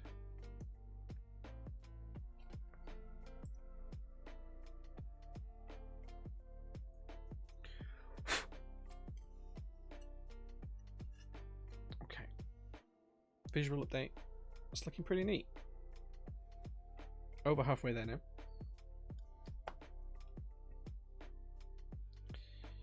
I agree with Hunga Lunga. Speaking of designs, I want to show you a thing next time we meet. I think it needs some J-touch. Okay, you can show me an AS. We'll try and have a meeting Tuesday, Wednesday, something like that. Definitely this week. Try and catch up. I'm expecting it's going to be VAT return time soon as well, which means I'm going to get very, very busy very, very quickly. Because VAT return time is never good fun. And it always means long days. So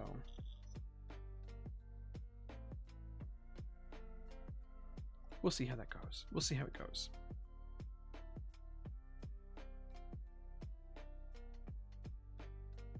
ISO Arisu project. Nice. Take a look at the FLX Virgo. That's a good layout. think if someone did an FLX Virgo but 65%, that would be pretty sweet.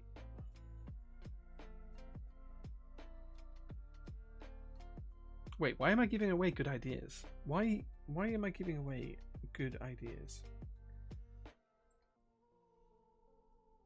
Can't have that one. That's my idea. A 65% Virgo style layout. That's my idea. I claim it. Incredible. Incredible. Fengal86, thank you so much for the follow. I thoroughly appreciate that. Thank you so much, man. You're a giver, Jane. Woo. Deemed the good ideas to me.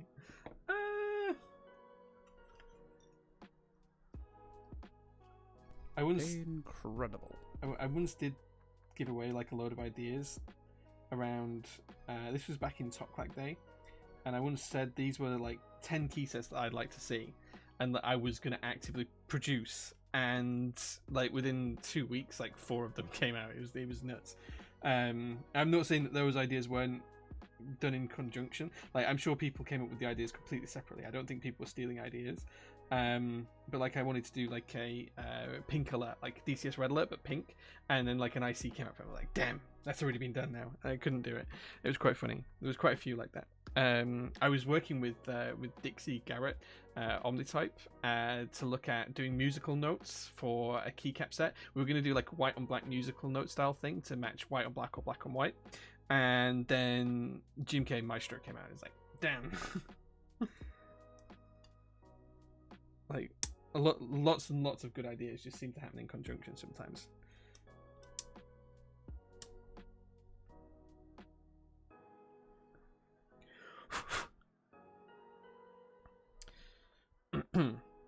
How packed are your commissions right now, Jay? I'd love to get an acrylic cover for this beautiful board. So we can do them, but I think we just need to wait a couple of weeks. Relic, probably the end of this month is probably going to be the right sort of time to ask, because we're just stacked out. Like I can cut stuff on the laser and I have a lot of stuff to cut, but actually designing something specific for someone, or creating like the parts to do it, I don't want to call it design. I'm using that word again, right? But creating the parts to cut on the laser cutter to protect something, like, it's doable, but it takes time, and time is the thing I have the least of lately, which is really annoying and frustrating. So we can do it, but just give us a couple of weeks, I think, could be the answer.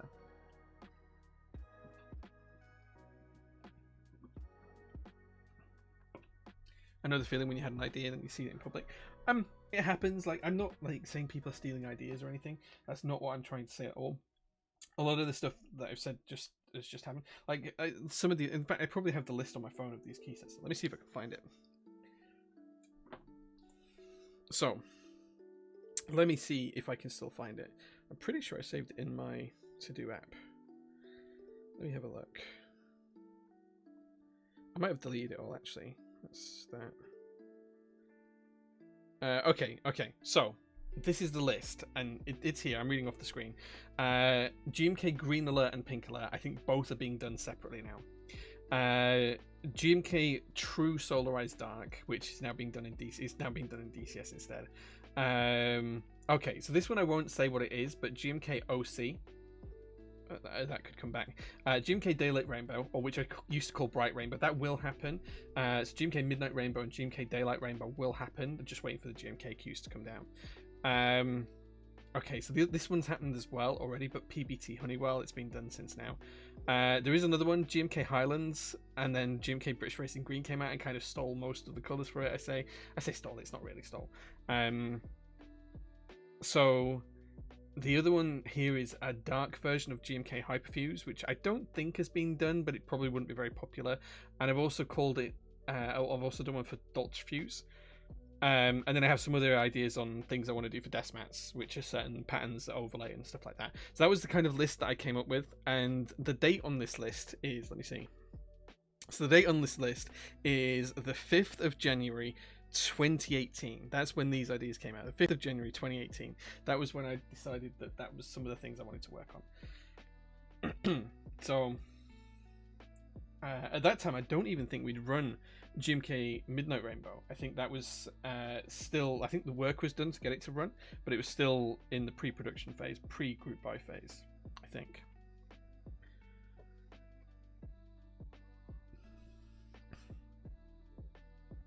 Damn, I wish I did it, but it's cool. Yeah, it is. Like, I would never like take things away from people. But that's the list of stuff that I wrote years ago of what I wanted to see, and I think most of it's now happened somewhere or later. But it just means it's a good thing. Like, I'd rather these things got made than didn't get made, even if I had the idea to work on them. It's just better that they get made and happen.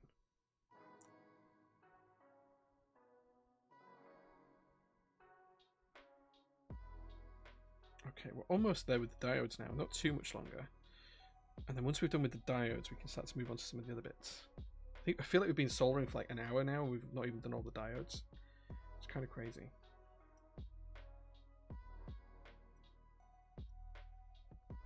So yeah, so if I mentioned a key set there that you actually want to do, go ahead and do it.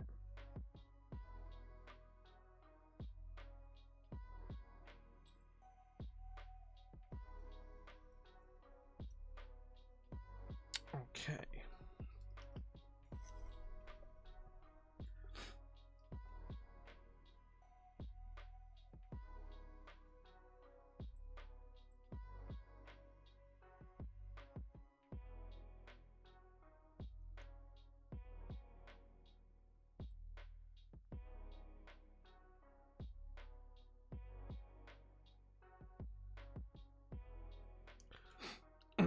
I wish there were more GMKs that supported callback and other layouts. The problem is, Voidmain, that people just don't buy them. Like, they don't sell well. People don't tend to use those layouts very much, especially weirdly in the custom keyboard hobby. They're just not widely accepted.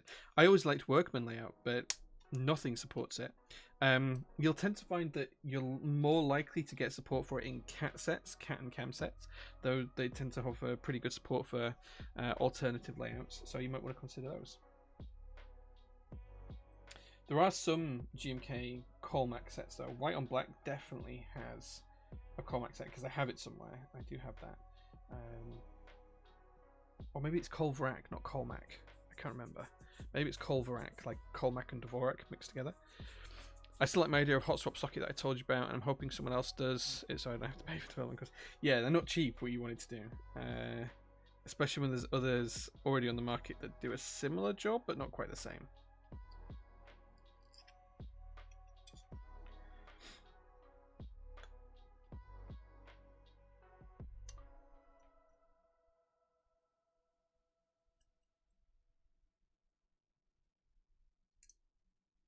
No, not under the diode. I don't think I have two spare, but I've just thrown another one on the floor. Oh. Jay, what are you doing, man? What are you doing? There's two on the floor.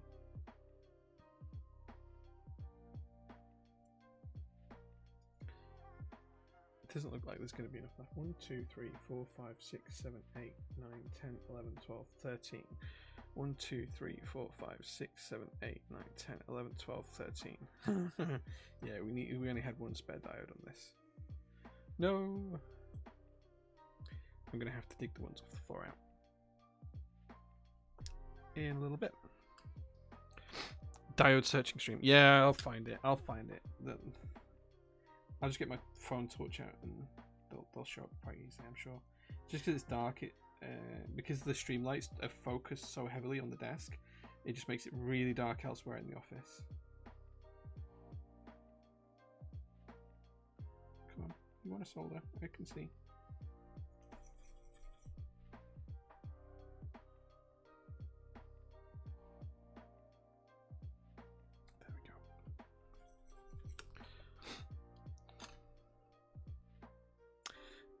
So the issue is, Woody, is that the letters are row specific.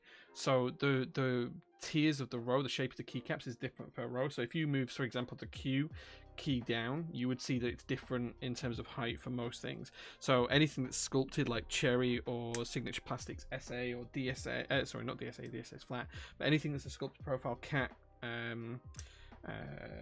DSS, OEM profiles, you can't just move the letters from one row to another. So because Colmac has letters in different places, you need the keycaps to be the right shape for that row. An easy way to show you this actually is, oh, it's a board I put away now. I was going to show you on a board that people put the letters in alphabetical order and they were just all over the place in terms of height. But if you have a keycap set there, you can quite easily look at like the A, the Q, and the Z, and you can see that they're different shapes. If you lay them on a flat surface, they are different shapes, and those different shapes determine which row of the keyboard they're going on, so they step down nicely. So you can't just move a letter from one row to another because it would be a different height or a different shape or a different length, and that would of course affect how you type on it. The TGR Pro was the one I was going to pick up, but it's been moved and put away, so I can't use it to show.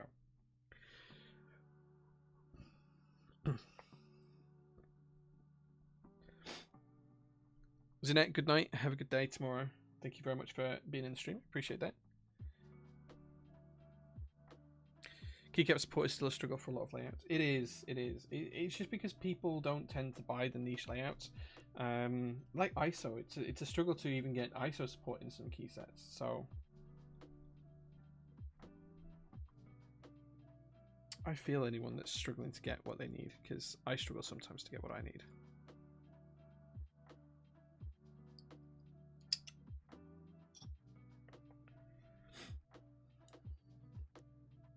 Glad I'm used to ANSI. Yeah, I mean, I can use ANSI. I do have some boards built in ANSI layout, but I vastly prefer ISO. And if I can build something in ISO, I will do. Colmac in German? Yeah, you're going to struggle with that, man. Like, the German and the ISO isn't necessarily a hard thing to find. There's quite often GMK International kits that'll give you ISO DE. But the Colmac or the Colvrac version of that, it's going to be hard. Like, finding a set that's got that and the Colmac kit is going to be really hard. The only set I know for sure you could do that on is white on black. That's the only set for sure that I know offers all of the required keys for you to be able to achieve that. And even then, you would struggle to find it in stock and from a single specific person. You'd probably have to buy kits from a few different places to get it to work. A lot of the easier places to find keycaps like that are places like AliExpress that just have loads of different language support for stuff, or Taihao. They have their own profiles, such as Box Profile, or Cubic, Profile, it's called. You'll tend to find they offer a lot of different language support and layout support. Perhaps MT3 might offer some of that as well. You might be able to find an MT3 too, but I'd have to check. Susuwatari. I don't think it's SA. I think it's MT3 Susuwatari. I haven't seen an SA Susuwatari unless there's something happened that I'm not aware of. But as far as I'm aware, it's only Susuwatari is only in MT3, right? Which is slightly different to. Well, in fact, it's fairly different to SA. Yeah.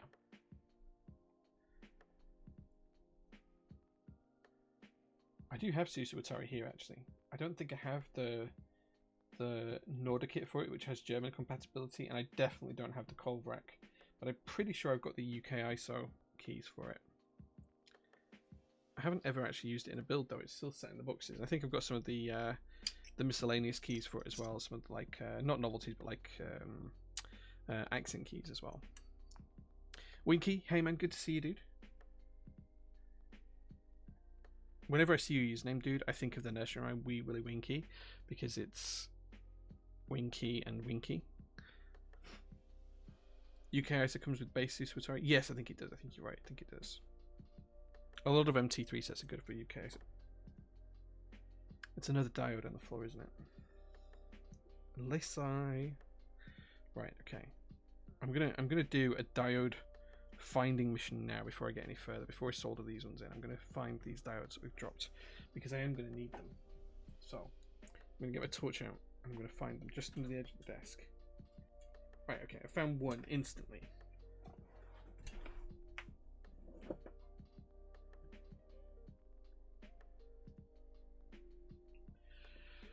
That's one. Let's see if I can find the others. Diode searching stream, right? That's two.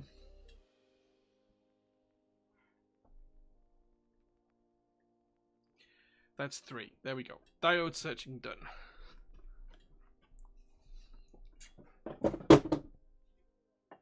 It used to be Winky Wonky Donkey. Nice. From another children's song. Yeah. I'm aware of that one, yeah. Right, diode searching done. Let's solder these three and then we can put those three that we just picked up off the floor in. I apologise to the customer's board who this is. Because you bend the legs, they kind of have like a kinetic energy imbued on them when if you bend the legs by mistake towards each other, it kind of like acts like a spring. So sometimes if you just don't quite have the right grip on them, they'll just pop out of you like a spring out of your grip. Just slightly frustrating. But hey, we found them now. That's all that matters.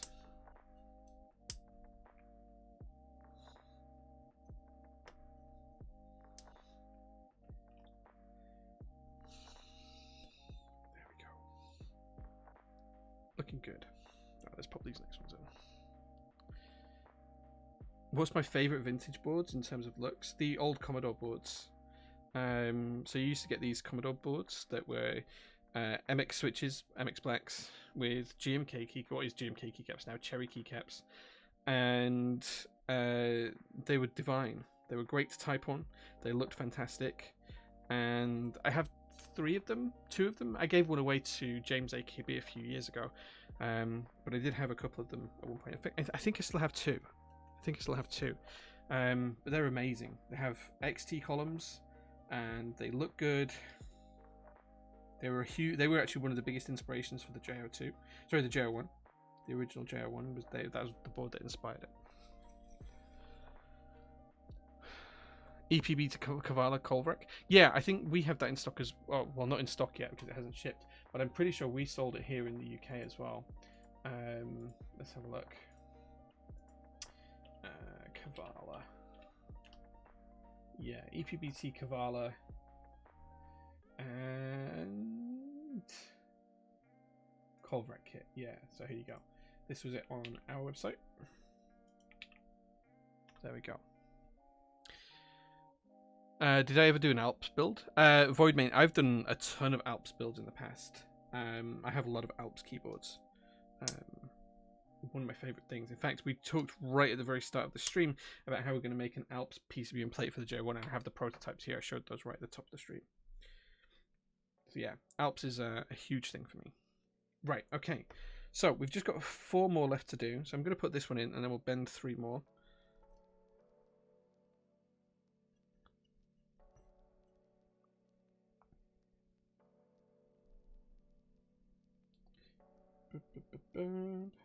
And then we're done with the diodes, and then we can move on to the second stage of this build. Right, we literally have 1 diode to spare. That's pretty cool.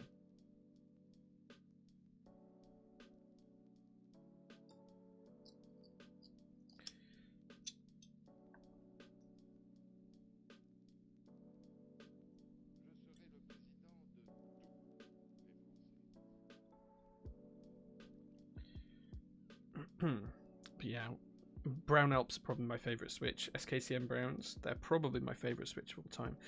If you go onto YouTube and you look back through our prototypist build streams, you'll probably find 2 builds for Keymax boards. One of those had Brown Alps in, and the other one has Salmon Alps in. So Keymax are an amazing Alps board made by a single person who's in his own workshop. I think he's in Romania, I think, if I remember rightly. He's called Willem. He's really nice. I sent him some stuff actually quite recently. He's a really nice guy.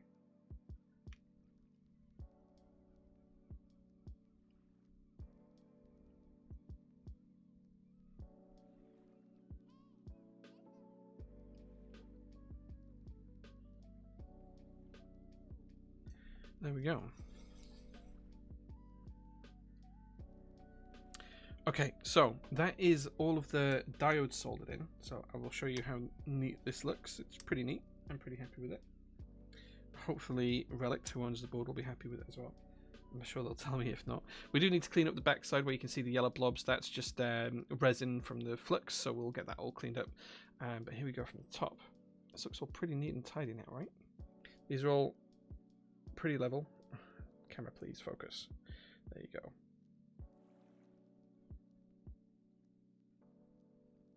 Pretty happy with that. It's pretty neat. It's come out pretty well. Yeah, I'm happy with that. Clap, clap. Nice. He's happy. The owner is happy. That means I'm happy. Cool. So we can put the diode to one side because we don't need that anymore. Right. Let's get that guide up. I'll drop the link again just in case you want to keep up with the guide.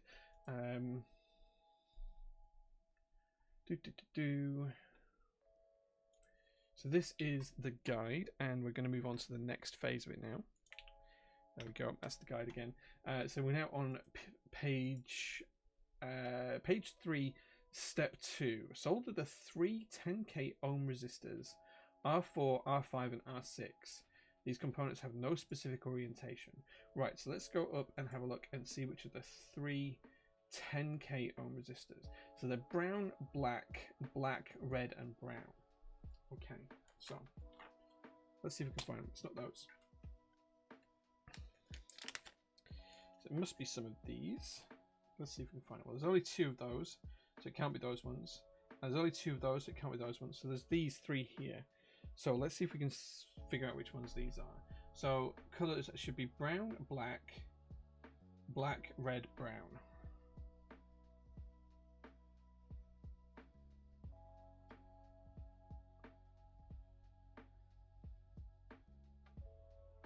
Okay, I can't see any colors on these. Where did I put my mobile? Let me get some light in here. So they have green in. So they're the 1.5k ohm resistors. Well, they should be. Brown, black, red, brown. That's the ones. These are the ones here. So these are the ones that we need to put in next. These are the 10k resistors. And just going back to page 3, these solder in any orientation into slots R4, R5, and R6. So let's get our diode bender ready again. We'll bend these, and then we'll find slots R4, R5, and R6.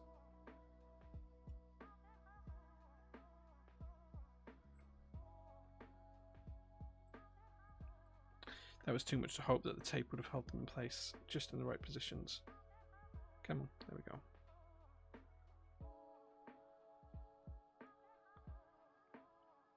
I'm surprised people are actually watching this because this is the longest and most boring build stream we've ever done, I'm sure. You guys need to keep asking me questions that I can answer for you. Questions can be about anything.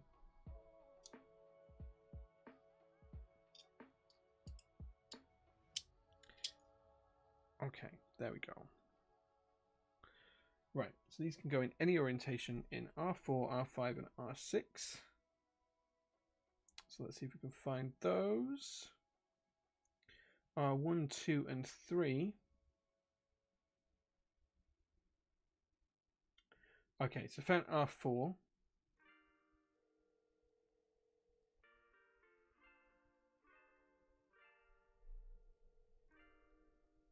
Where's R5 and R6? So R4 is here. That's R4 there.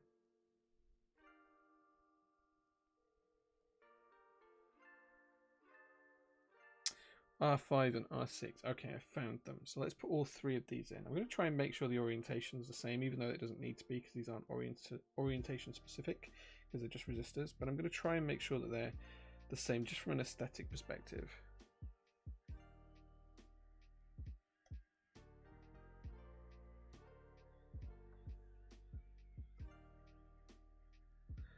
What's the best Kale switch opener?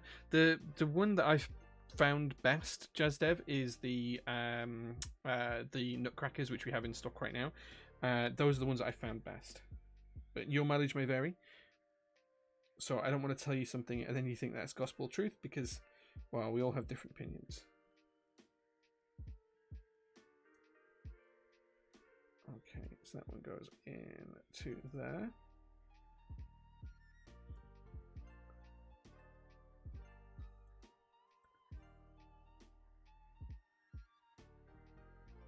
Like so, and then we get the final one in place. Voidman, I got told of 200 blue Alps and Taobao for a fair price, bought through an agent, hope they will arrive soon. Nice. I haven't had time to look at Taobao for a long time for switches. We order so many here for the workshop that sometimes when you want to make your own personal builds, it's the last thing you want to do is look for switches, so I often struggle to find the motivation to complete my personal builds. But that's just life. Will I be buying a personal Gen 2? Yeah, I think I will be. Yeah, I'm pretty sure I will be. The Gen 2 is a really cool board, actually. If you take a proper look at it, it's got some pretty cool design features as part of it. I'm pretty obsessed with it. I'm super happy that we were asked to run it here at PT. It's always nice when you can work with designers multiple times and across multiple projects.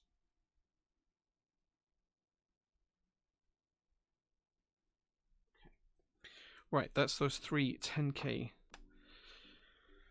ohm resistors in place.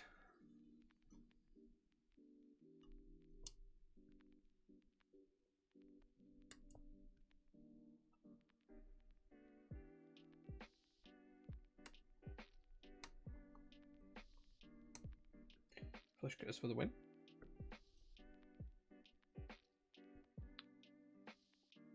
Oh, actually, one's just popped slightly out here. So what we're gonna do is we're gonna fix that by heating it up and just pushing it in place with the flat of our.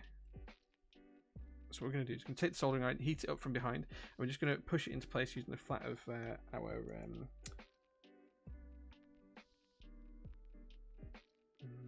That's not quite working. Maybe we have to do this off screen. Whoops. So the issue we have is that this is just slightly raised up. It must have just moved before I soldered it. So I just want to get that flat. I'm just going to try and hold the solder, heat the solder from the other side and push it through. But I don't think that's quite going to work. So I think what we might have to do is push it through a little bit better with the tweezers.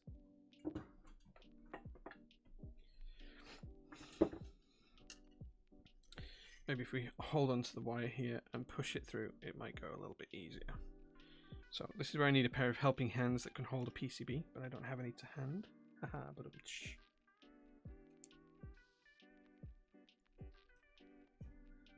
okay, so that's a little bit further in, but it's not perfect.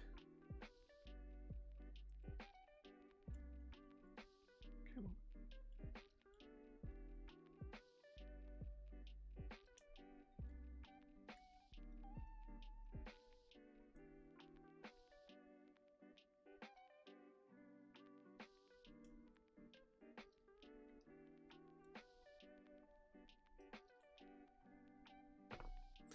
Okay, there you go. You can see we've now got that nice and flush and level. Own fault for letting it move before we soldered it the first time. But now we're just going to trim down that leg a second time. There we go. Okay, next component. I want to buy multiple colors, but nice. Nice. What's my opinion in general on through-hole boards? I really enjoy them. I like the process of building them is super fun. I do wish I had more time to do them, but it's not always as easy as that. Right, solder the 3 1.5k ohm resistors, R1, R7, and R8. So the 1.5k resistors are brown, green, black, brown, brown. So it was these ones. And we need to put those in R1, R7, and R8.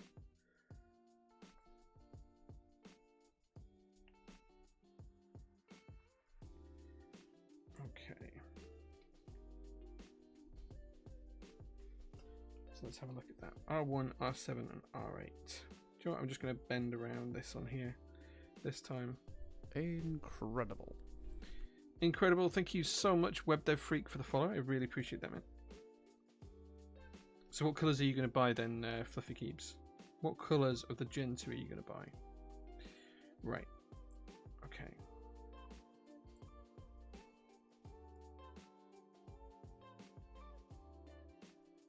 Right, so R1, R7, and R8. So I'm just going to try and find the R1, which I found.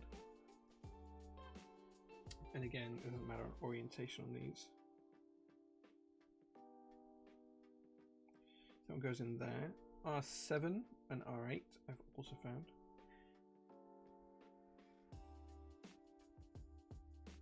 We'll try and put these in the same orientation so they kind of match. Whoops. If we don't drop them first.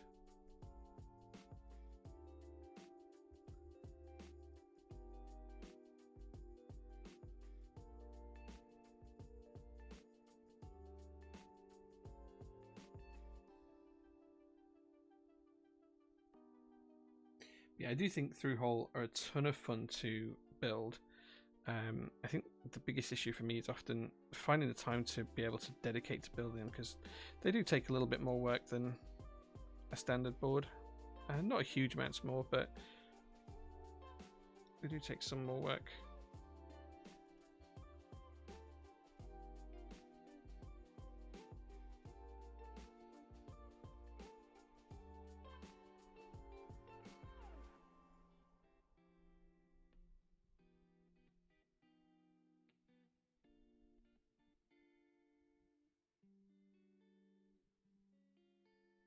Okay, I'm just going to solder these in place. Thinking E white and navy. Navy and GMK birch might be the move. That'll be a really good move. Yeah, that'll be a really good move. No worries, Just Dev. I hope you find what you're looking for.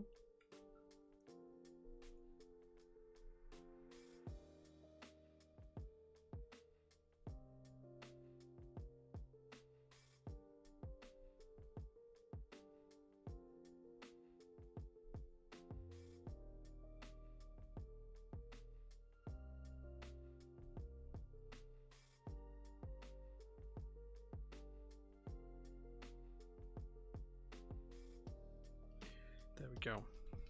That's those now done.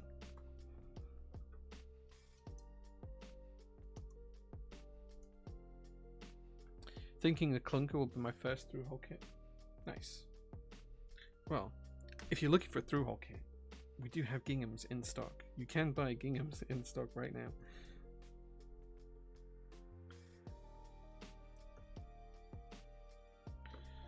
Okay, there we go. So this is the progress so far. All pretty neat and tidy. Looking quite good. Pretty happy with that so far. Next up, we have step 4, which is solder the two 75 ohm resistors to R2 and R3. Right, okay, so which are the 75 ohm resistors? Let's find those. The two 75 ohm resistors are purple, green, black, gold, and brown. Purple, green, black, gold, and brown. It's not those. Purple, green, black, gold, and brown. It's these two resistors. These go in, what do we say? R2 and R3. Okay, so I know where those are. They're easy to find. I'm just going to bend these manually actually, because I want to try and get them a little bit closer to the actual part itself. There we go.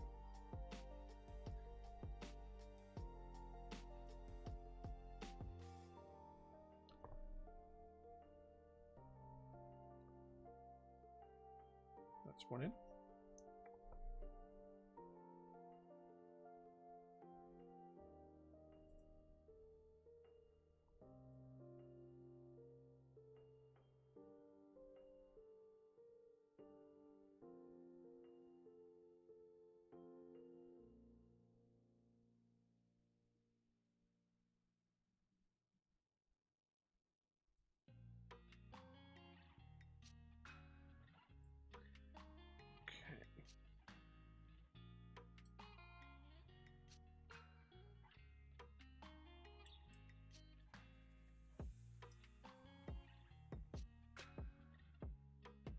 There we go, they're in place. We're going to solder these down now. A heavy tactile switch. I think my favorite tactile switch is probably the easiest to answer on that, which is probably Anubis right now. I kind of like the Anubis switches. Depends on what you mean by heavy though, because different people have different thoughts on heavy. Some people think that, you know, 70 grams is too heavy. Other people think that, you know, 125 grams is heavy. So it really depends on what you mean by that. I used to daily 125 gram board for angry emails when I used to have a day job, so I can relate to that. For some reason I thought the Gingham didn't support ISO, but it does. Yes, it does support ISO. Yeah, 100% it supports ISO.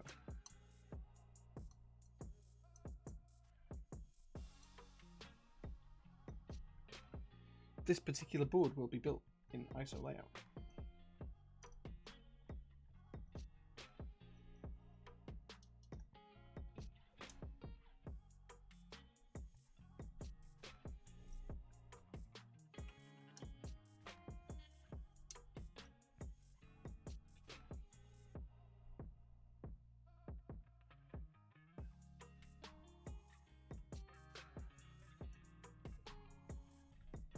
a little bit extra solder there, just making sure it's not crossing over. There we go. That should be fine. Okay, all nice and neat and tidy now. Looking pretty good. Right, next up then. Solder the two Zener diodes, a D15 and D16. The black line is at the bottom. So these are Zener diodes. Let's have a look at the listing. Zener diodes.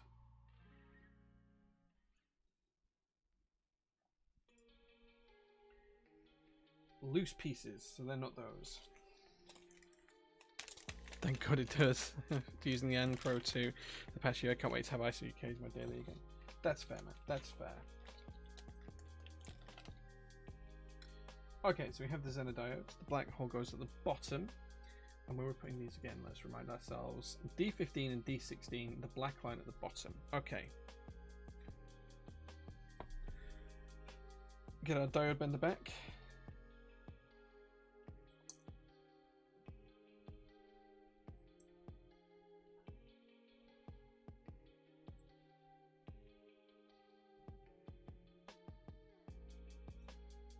Well, these are actually significantly larger diodes than the other ones, so I'm just going to bend these without the lid on, and we'll try and do them that way.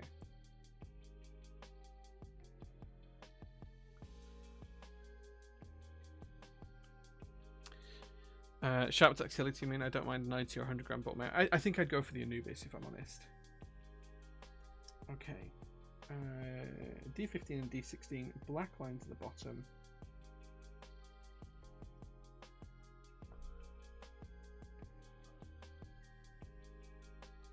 That's one in place.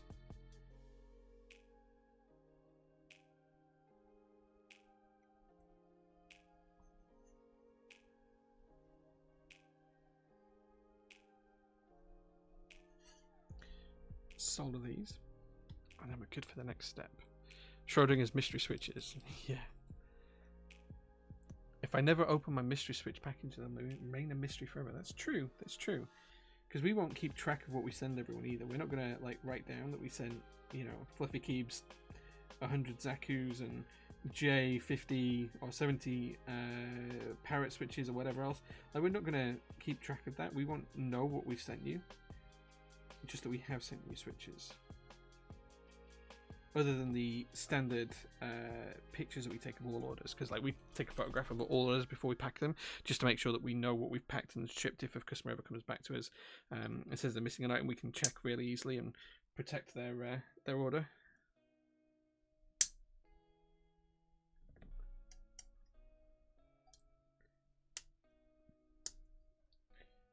There we go. So that's those two large diodes in place, all nice and neat and flush. Okay, that's the wrong thing. Whoops, wondered why that was hot. Step 6, solder the two 22 PF capacitors C4 and C5. So, 22, they're marked with a 22. Let's see if we can find those then.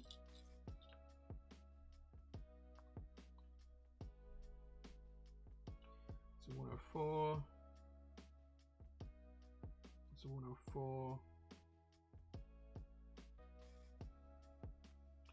I have no idea what that's marked with. That's a 22. And that's a 22. Nice. Okay. So where are we putting these then? Right. Don't pull the legs through the PCB. These capacitors are very fragile and can crack. Okay, so the two 22 PF capacitors, C4 and C5, and they don't have any specific orientation. So C4 and C5. That is C4 right there, and then C5 is right here. Let's get those soldered in position.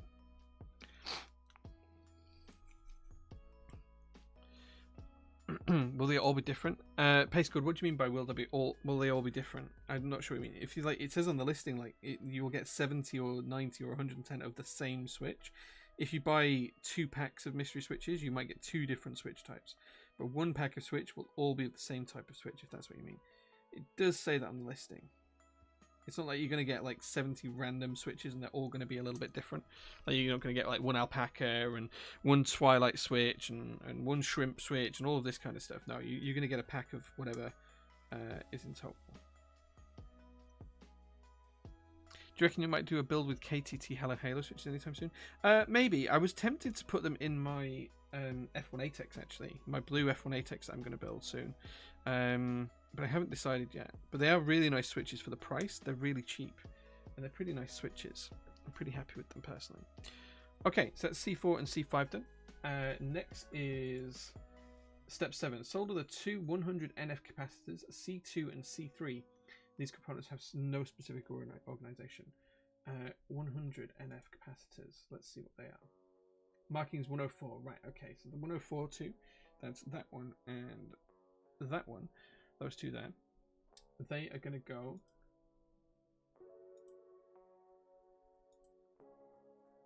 in C2 and C3. So I found C2. That was nice and simple. Where is C3?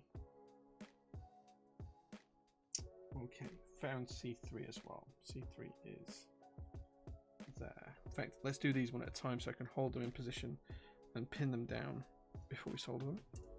There we go. If you bought 5 bags, will each bag be different? I can't guarantee that they will be different because it picked at random.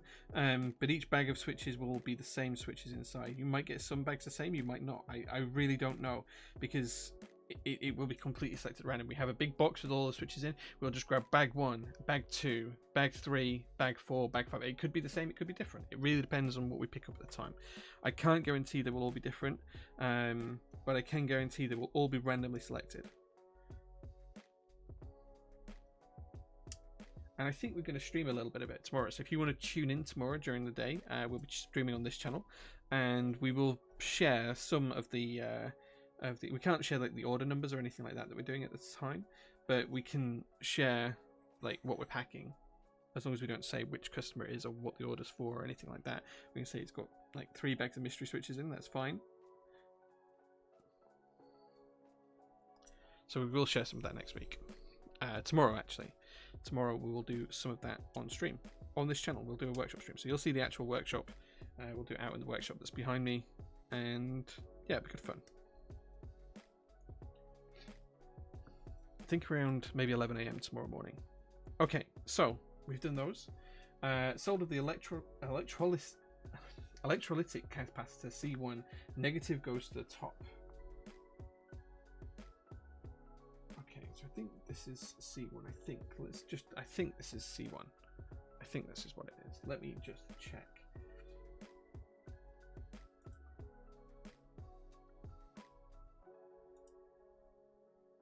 Electrolytic capacitor. Yes. Okay. So solder the negative goes to the top. So which is the negative? Okay, negative goes to the top. Oh, I see. Dead simple.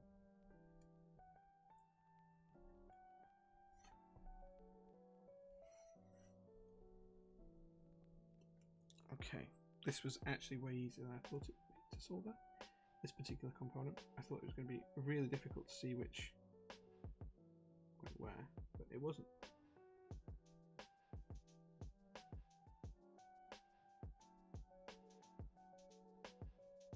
He says now that it won't actually solder to the pad. There we go.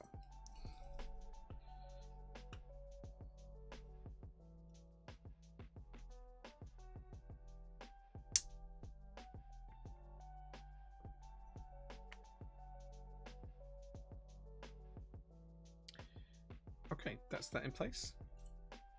It's getting there. It's getting there. It's starting to look like a keyboard. It's starting to look like a circuit board.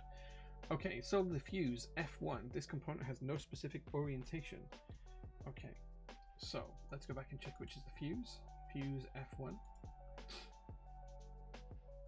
500 milliamp fuse is here. And this goes into F1. This has no particular orientation, so we can put this around any way we like. and it just goes in here. So I'm just going to pop it into place.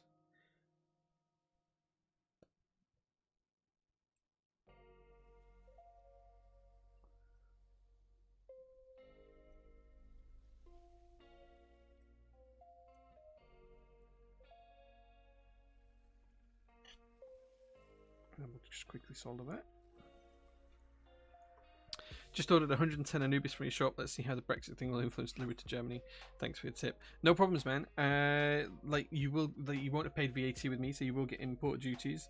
But it does say that on our Brexit guide page. And if you went via Royal Mail, it will take a week or two to arrive. You can check on the FAQs the timeline. If you went by DHL, it'll be there in 2 or 3 days. It doesn't take long at all. But just bear that in mind. So, if you want to change it to DHL now, you've paid for it. Just drop us an email, j@prototypers.net, and we'll change that over for you. Because DHL is significantly faster than Royal Mail. Okay, it's getting there now, guys. It's looking more and more like a keyboard every second.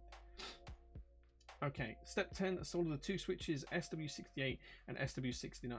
Solder the crystal Y1. These components have no specific orientation. Incredible.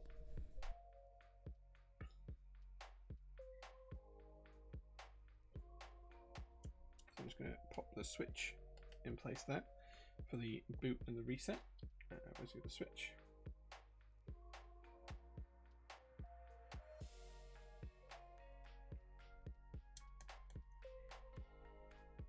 And we'll solder these in place, and then we'll solder the crystal straight after.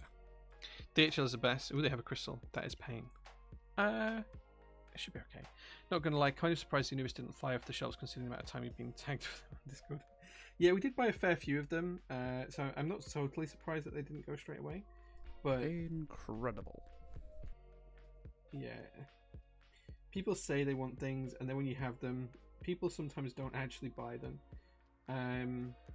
Same with tungstens. Like tungstens, people were asking and asking for them after we sold it last time, so we bought a load more of them, put them in stock, and I think we sold like 5 orders worth since. People asked for Piano Pom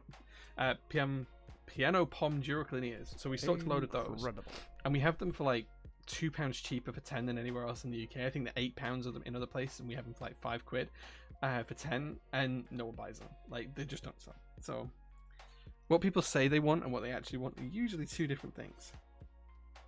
Okay, I'm just going to trim the legs on these a little bit, just try and get them nice and flush.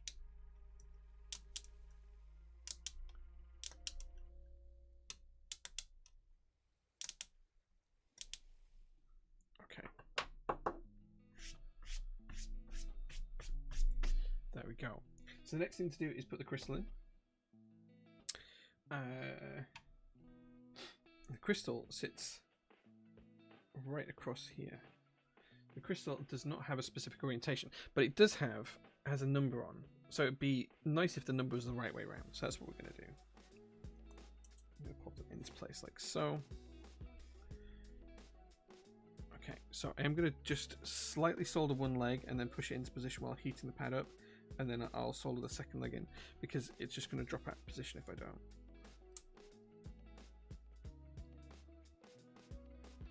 There we go.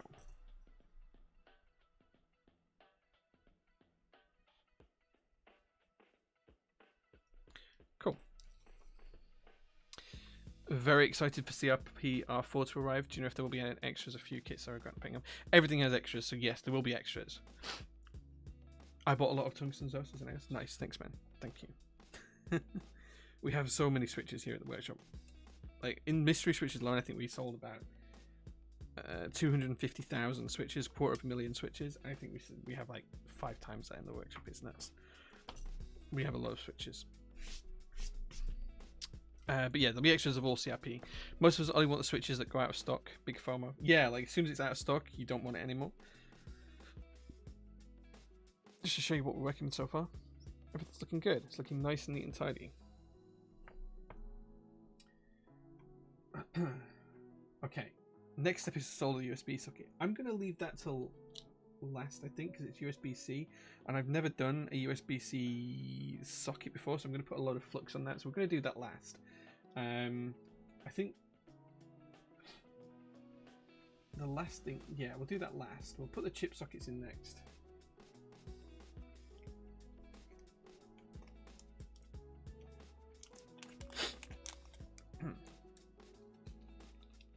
Because these take a little bit of time to solder.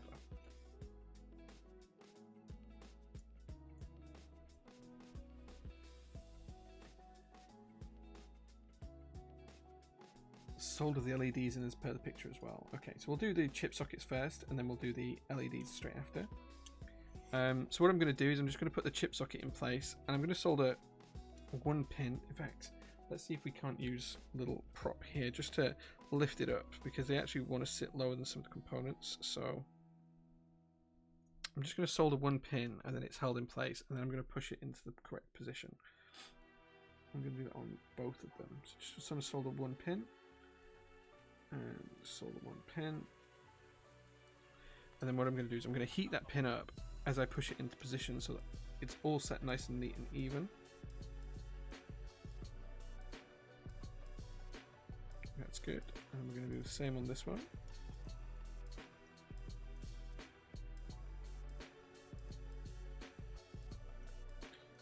Okay.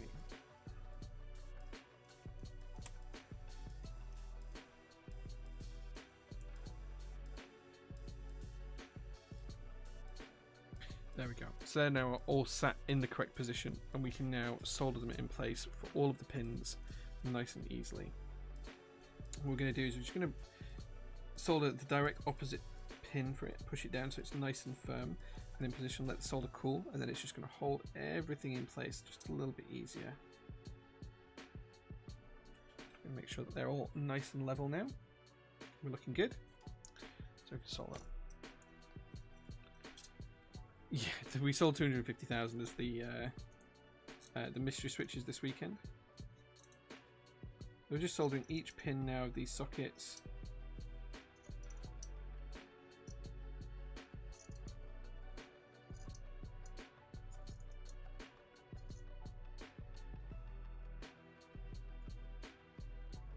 Let's just take a little bit of time. Once we've soldered these sockets, I'm actually going to take a break for a couple of minutes. So, I think while I take a break and have a drink, I'm not going to go anywhere, but I'm going to be here. I think you guys should ask me questions. So, tag me now with any question you would like answering about any topic, keyboard related or otherwise. And I will spend 5 minutes just taking a break, having a drink, and answering your questions once I've finished soldering in these pins. So just ask any question about any topic whatsoever. And we'll just take a little break from building the keyboard just to answer any questions you might have. I'll be an open book about any topic you like. Even ask me something you think I won't know the answer to. Those are usually the best questions actually, where people think I won't have any knowledge of it, because then it forces me to either learn something or surprise people.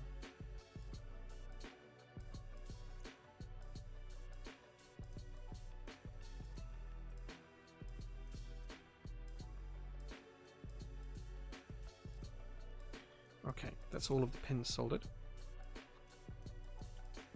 This is a long build, Celestial. It's a very long build. Right, okay. I think those are all soldered nice and neatly. I'm just double checking them over. Right, okay. Let's take a break for a minute. You asked me some questions, guys, before we carry on with this build. Anything at all that you'd like to know. It can be about any topic whatsoever. Heck, I missed the mystery switches, Jay. Pearl and Merlin, I'm really sorry. I'm sure they've sold out. We had like 5 bags in stock when I started the stream. Let's have a look and see how many we have now. They probably did sell out. Incredible. Helicopter Fluffy, thank you so much for the follow, man. I appreciate that. Yeah, they're fully sold out. I'm really sorry, Perlin.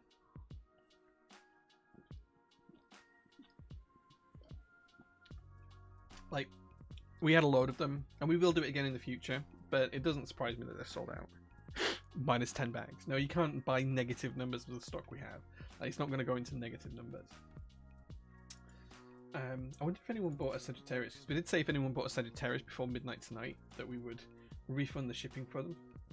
It doesn't look like they have. No, no one has bought a Sagittarius yet.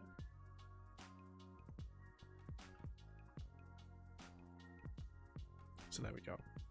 You'll be there for next time. We will do it again in the future. But if anyone does buy a Sagittarius, free shipping worldwide today only. You've got like less than 2 hours left to order, an hour and 45 minutes. Okay.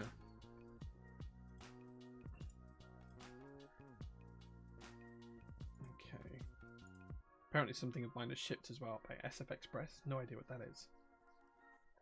Apparently I spent 1,800 quid on this, whatever it was. I have no idea what it was.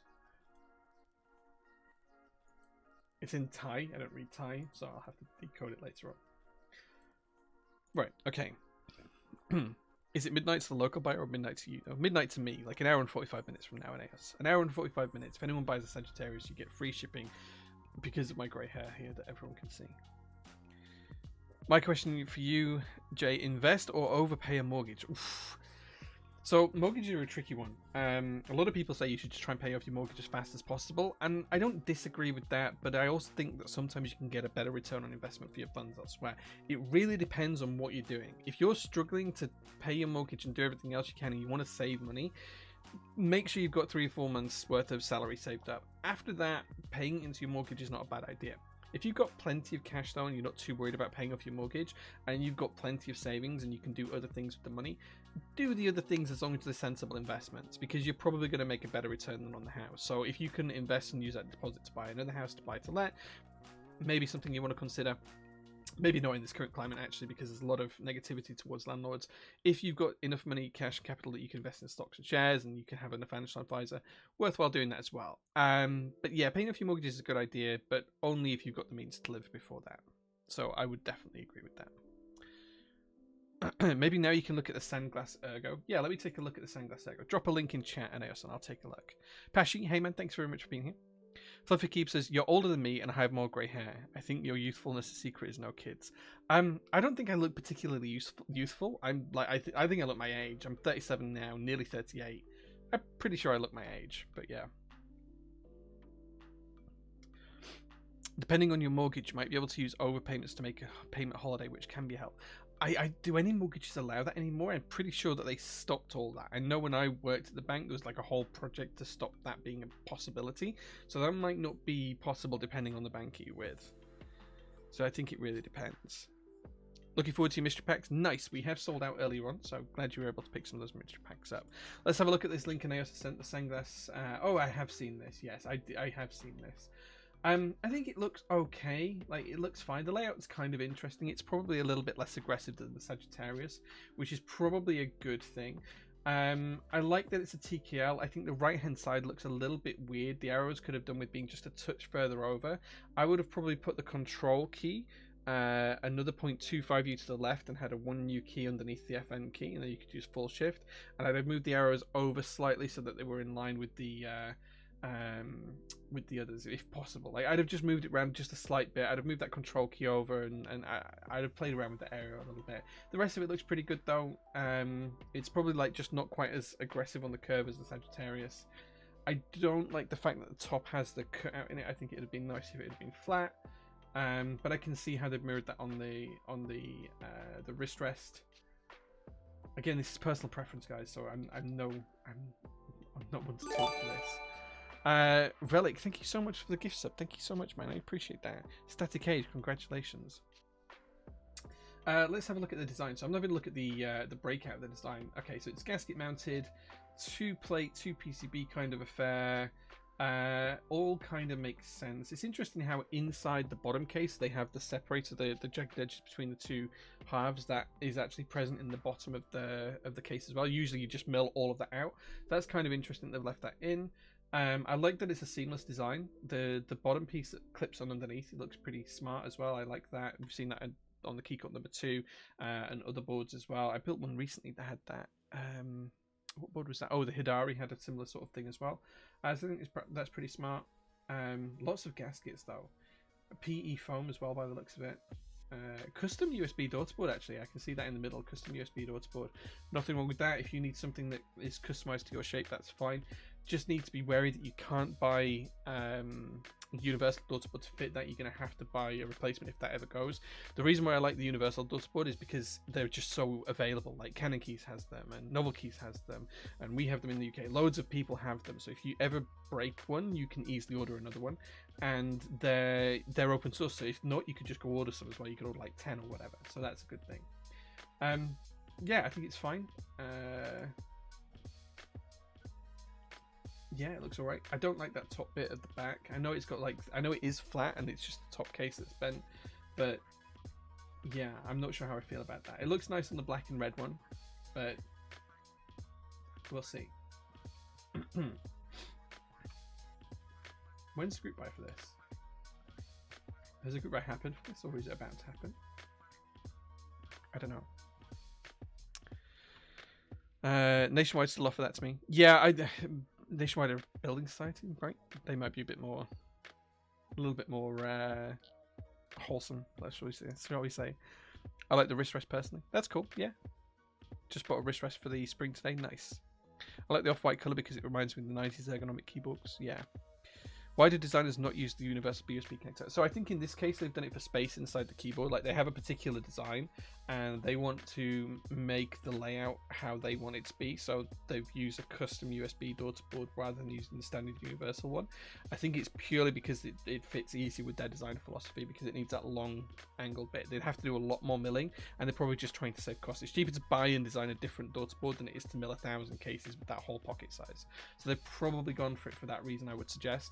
My only worry about that is the USB port, if anywhere is going to break on a PCB, it's going to be the USB port most times, because you can't connect and disconnect the wire. It's a point of failure. So I like universal USB daughter boards because you can always find them for sale, or you can have them made because they're open source. This one probably isn't, so I'd like to hope it comes with 2. Maybe it'll come with 2. Who knows? We'll see. Yeah, the tickets are for sale for the UK meetup. Yeah, Winky. Yeah, I will be there. Me and Mel will be both down there. My wife might be as well. We're not sure. We've had our hotel booked for a couple of weeks now. We're staying at the Zeta Hotel, which is just around the corner from the train station. So hopefully it will be pretty nice. So I'm looking forward to that. I hope Quakums is doing well. Is there any chance of Top Clack coming back? Yeah, we want to bring Top Clack back. The challenge we have is that Brian now lives with a member of his family who's not very well, so he's helping take care of them because he's just a genuinely nice guy, and he doesn't have the internet connectivity that he used to have, so doing streams is very difficult from where he is. We do want to bring Top Clack back, and it might happen in some form, but I don't have any news to share at the moment. Hi Jay, love from Jersey Channel Islands. Hey man, good to see you. Thanks for joining the channel. Yeah, Jersey, that's cool. I've been to Jersey a long time ago.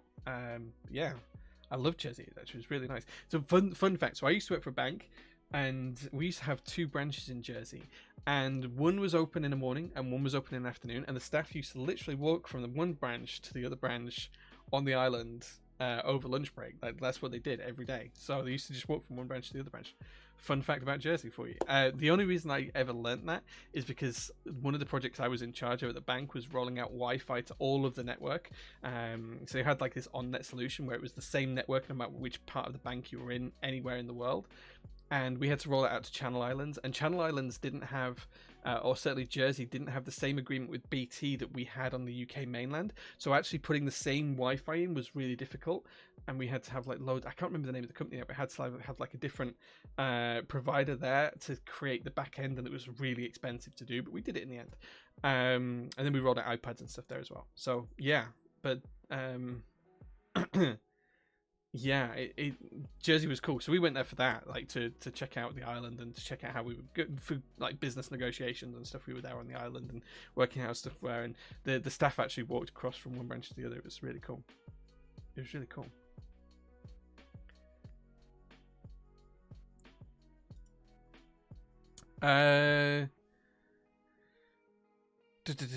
Love Jersey. Yeah, it's a daily dose of Dave. Yeah, we've sent you stuff, have we?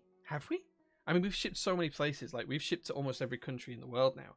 Like, I can't think of anywhere we haven't shipped. We've even shipped to North Korea. We've shipped to Russia before, the whole Ukraine thing. We've even shipped to Antarctica before. So we've shipped to a lot of places. I think we've shipped to something like 180 countries now. So we've shipped so many different places. It's kind of crazy. It's kind of crazy. If you decided to have a starter keyboard that's prototype is branded, what would you make it? 65%, I think. Yeah, we shipped a Hyper 7 from the first original run of Hyper 7s in 2018 to North Korea. We shipped one there. Someone from North Korea bought one and we shipped it. It took us a while to find a courier that would do it, but we did. I bought a lot of stuff off Prototypist. Being a UK vendor, site is the go. Oh, thanks, man. I appreciate that. I appreciate that. Imagine shipping a Gen 2 to Antarctica. Yeah, so the shipping to Antarctica was actually really, really expensive, but the guy was stationed there or something. He told me a little bit about it by email. I don't want to betray too much, but I think he was stationed there for some scientific research or something, and he wanted his keyboard shipping there to use it. Now, I just rang DHL and said, can we do this? And they had some sort of deal how they already get like supplies and logistics there, so we somehow managed, the DHL managed to handle it. They gave me special labels and special parcels, and it got picked up on a special van. And I think it cost more for the shipping than it did for the items. And it was like a lot of money's worth of stuff. Like it was well into the 4 figures. But the guy got his stuff and he built it there in Antarctica. So there we go.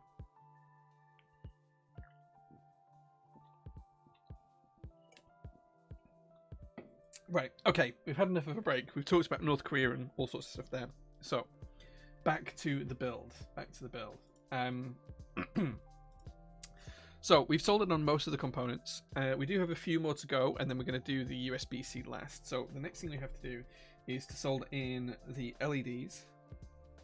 So I think these are slightly different.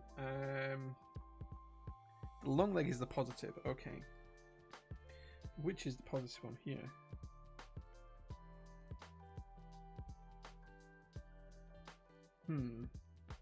I'm going to guess that they go this way around. Like the LEDs are the easiest thing to flip around if we get them wrong. So, oh, wait, help if I put them in the right hold.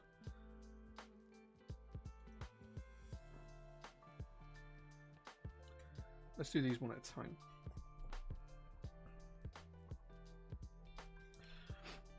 time. I'd probably do like a compact 65 if I was going to pick an EOS.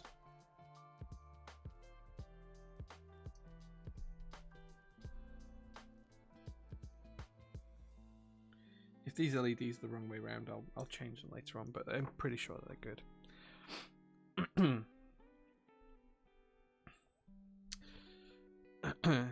Blackbrook, hey man, good to see you.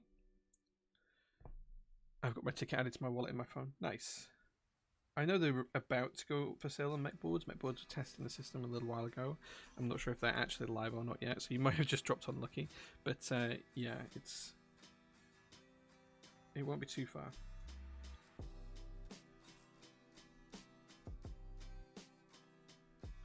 Until they're available.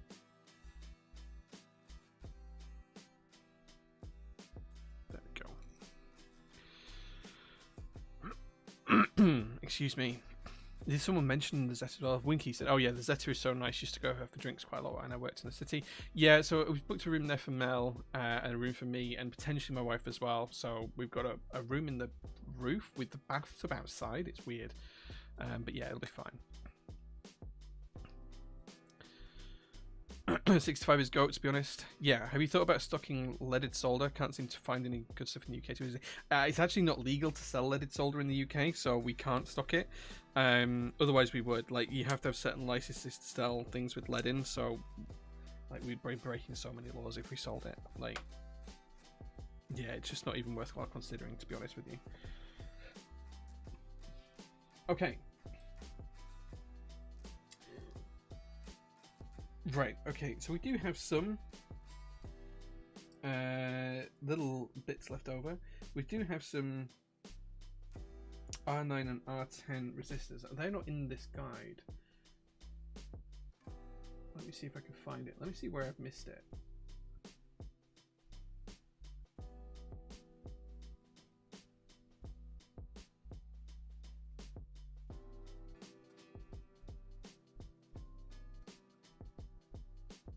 Okay, so it's not in this particular guide, but there is 2 diodes for, resistors for R9 and R10. So I'm just going to pop those in because they should be there.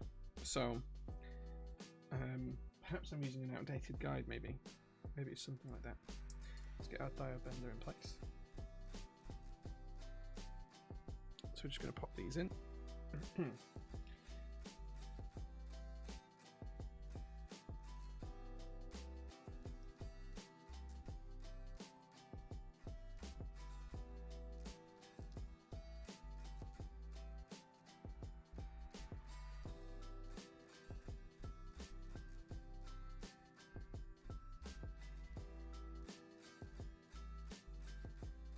That's one in place. Incredible. Daily Dose of Dave, thank you so much for the follow, man. I really appreciate that.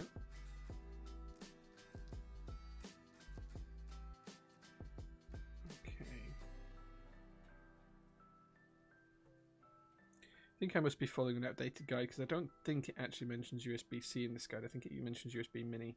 So I suspect that these are due to the fact that this is a USB-C board that we're building and not a USB Mini.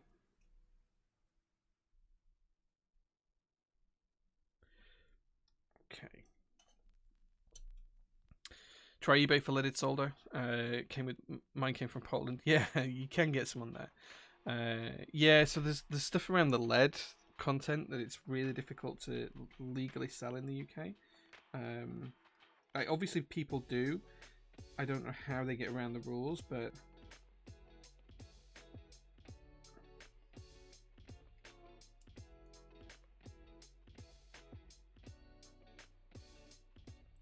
yeah, it's not something we've been able to look at selling easily. Like, if you put it in the notes and added a small tip for a couple of quid that you wanted some, I'd send you a meter or so of it, like, because we have loads of it here. Like, I would do that, but obviously it wouldn't be sold. It'd be, you give me a tip and we'll sort you out some solder in the note. We can do that. Okay, so now we're onto the USB-C component. I'm going to get some flux out because I don't want to mess this up, basically.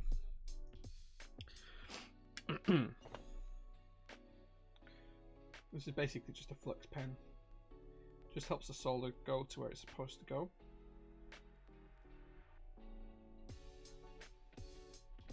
Put plenty of flux on there. And then we'll take the USB-C.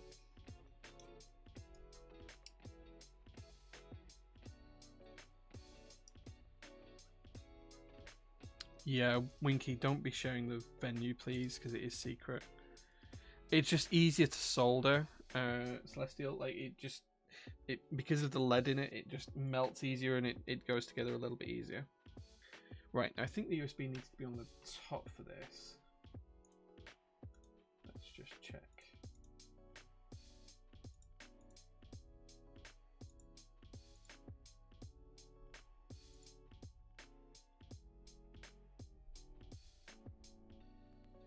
Yes, it does.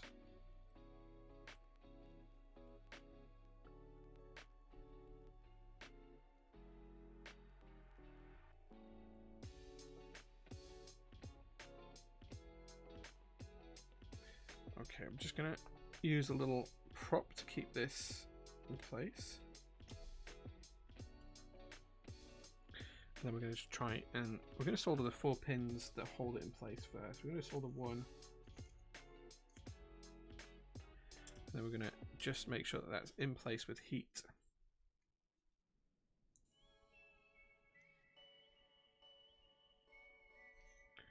Okay.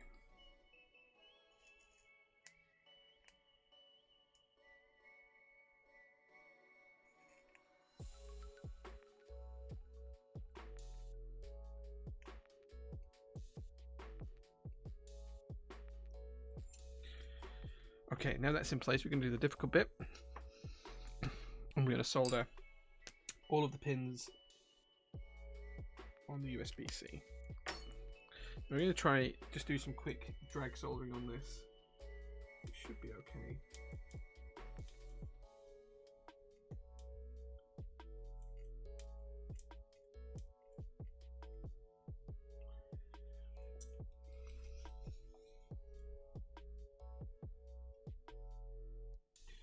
Okay.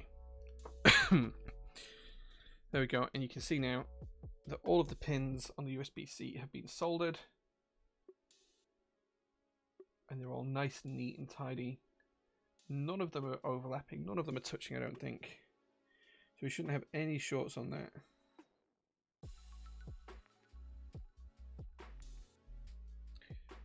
that should be imminently very usable. Okay, so now we've done that, we can put the IC chips in.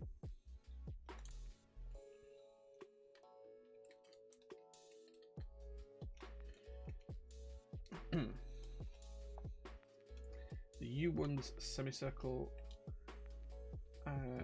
goes to the left. Bend the legs of the chips inwards, fit in the socket. Okay.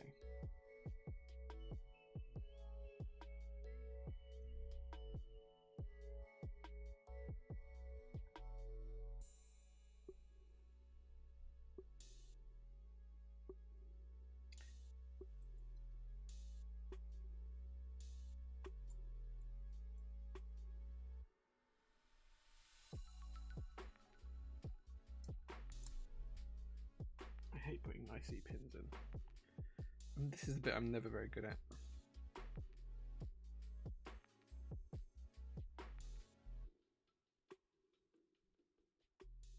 Hopefully no shorts. I'm pretty confident with the USB-C. I'm pretty confident that that's okay. It's not my first time soldering USB-C, so it's just always a pain to get it right.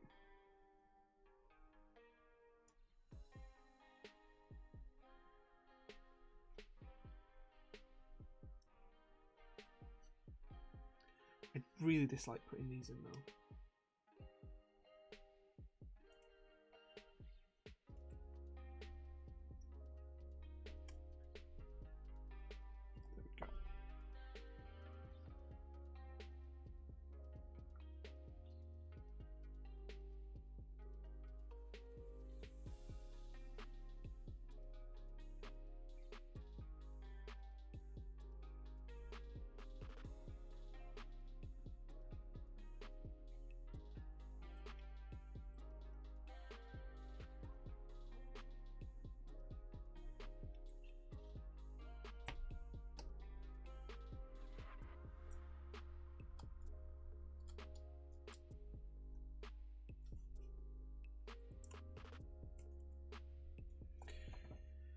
Okay, there we go. So, now we've done that, everything should theoretically work. We have soldered everything on. Tasty, tasty. Daily Dose of Dave, thank you so much for the second month of subs, man. I really appreciate that. Everything should now work. So theoretically, we can plug this in and test it. So here's the real test. We'll do this first. I'm not sure if we'll get a chance to finish the rest of the build today, just because of where we are at time-wise. But let's see if we can't get switch header up and test this. So let's open up switch header, and what we'll do is we'll plug this in, and then we'll try a few of the switches and see if it works.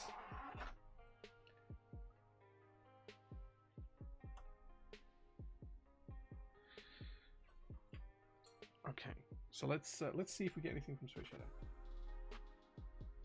That's not a good sign yet. That's also not a good sign. Okay, so that would be a no so far.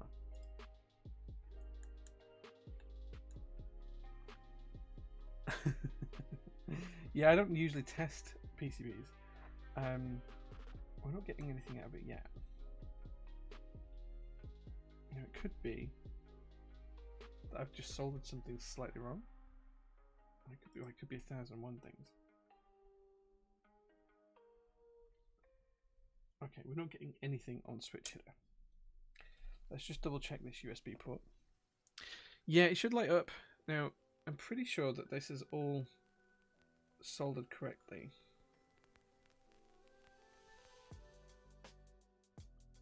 Just going to check every single solder connection now, just to make sure we've not missed anything. It should come pre-flashed as far as I understand it. It should come pre-flashed. This kind of thing happens with these types of boards all the time, though. That's the thing. So everything looks like it's soldered correctly. I can't see anything that's not soldered in. All of the pins are soldered. The only thing it must be is the USB-C. Now I can't see any issues with it. But let's just try popping some flux on top, just running soldering iron over again. We'll get it working. We'll get it working.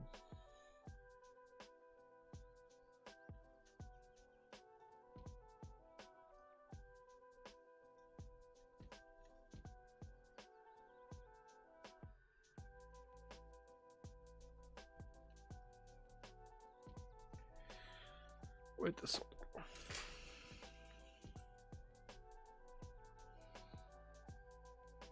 Just gonna use a very tiny bit of solder just on one pin that doesn't look quite right.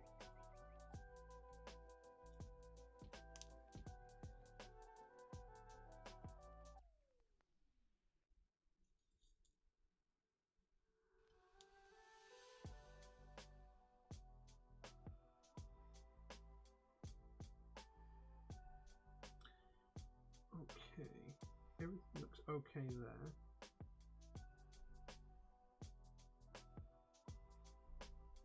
Everything looks okay on the switch front.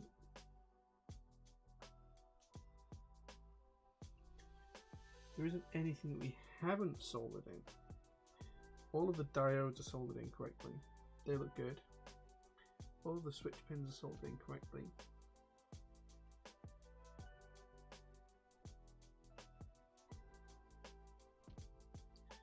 Okay, that all looks good. Nothing looks wrong there. So, it's not doing anything. I said it's not doing a post or anything. Let's try again.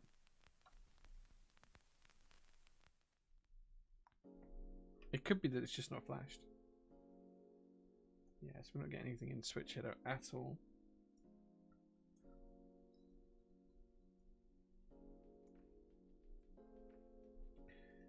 Nothing at all. Interesting. Interesting. I'm pretty sure the USB is supposed to go on top. I'm very surprised if it was supposed to go underneath. Okay. So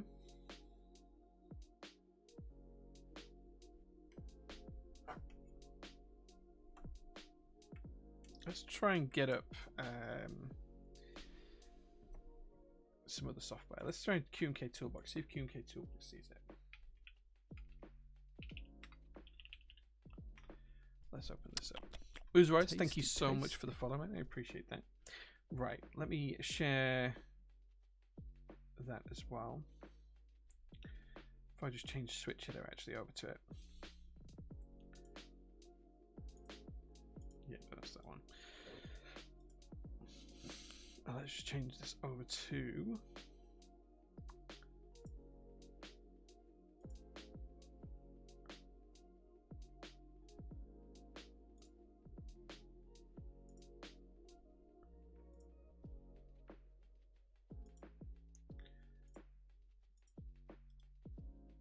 let's see if I can change this over to show you Q&K Toolbox. Right, there we go. So this is Q&K Toolbox. Let's see if Q&K Toolbox notices it when we plug it in. I don't think it is gonna.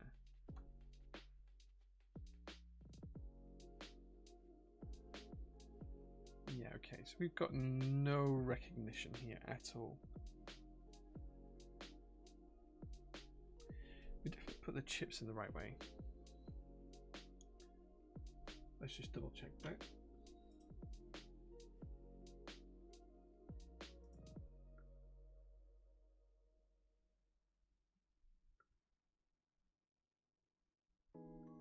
Let's see if there's an updated guide there.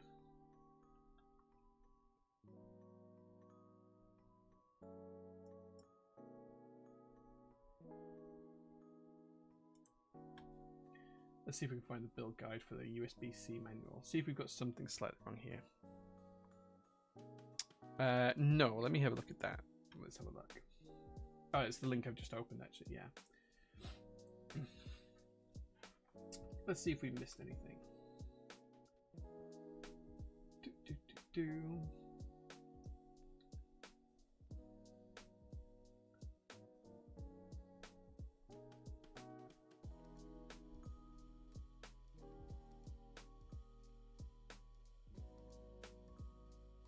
Okay, I think this is all looking good.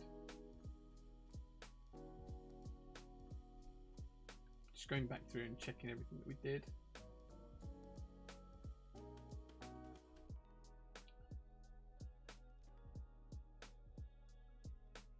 Yeah. Okay, so we have everything done to specification. I wonder if we just put these chips in wrong. If we just don't have them lined up or something.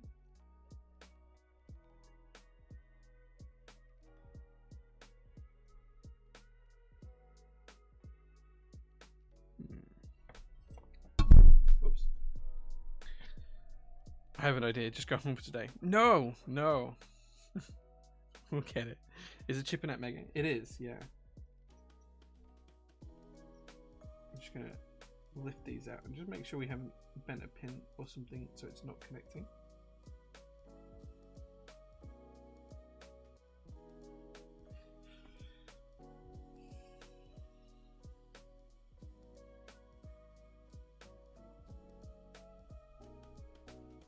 Just gonna double check as we push this in that everything is going into position correctly.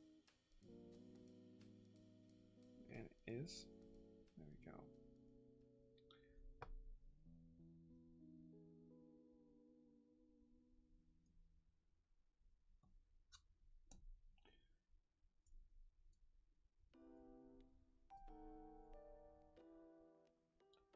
Doesn't look like we've missed anything here. The crystal could be funky. Yeah, it could be the crystal. I can always desolder the crystal and pop a new one in if we need to. Let's just try reflowing it.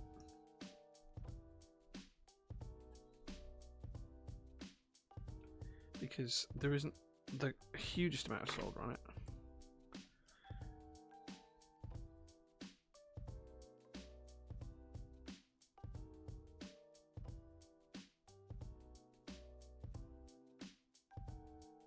There we go.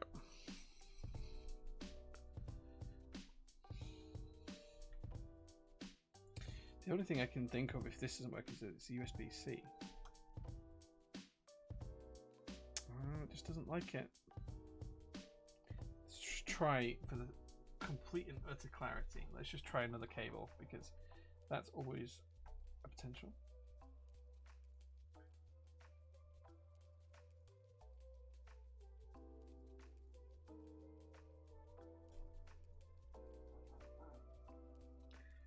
Yeah, everything is soldered correctly.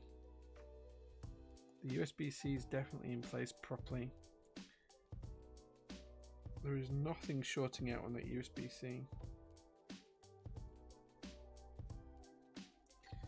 It's so difficult to decide what's the issue here. Like, I know why people don't like to build these sometimes because this can happen, but this isn't like major. We'll fix it. We will find a solution to it.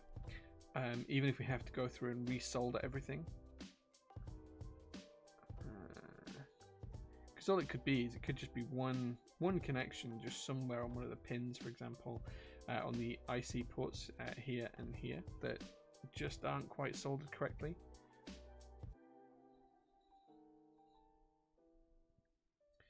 Yeah, the USB-C has the resistors in place. It's USB-C here and the resistors are here.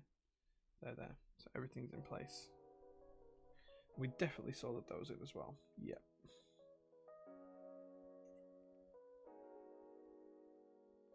Although that one does look a little bit funky. Let's give that a try.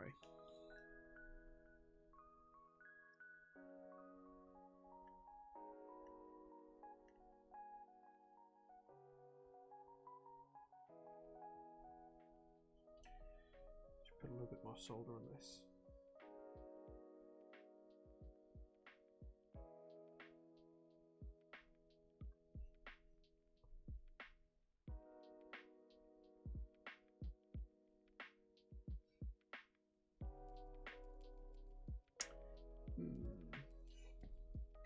I can't see anything else. I'm just going to quickly reflow the pins. Just make sure everything is soldered fully.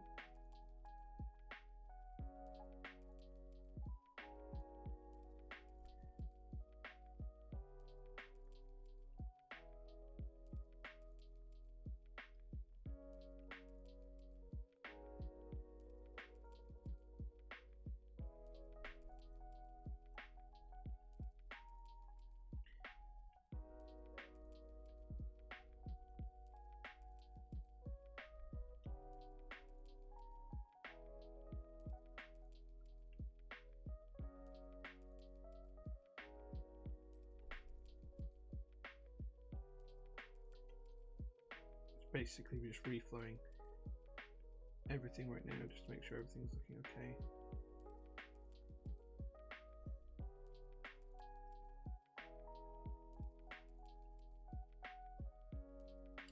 Just make sure we've got no cold soldered joints or anything like that, which I don't think we do, but better to just check.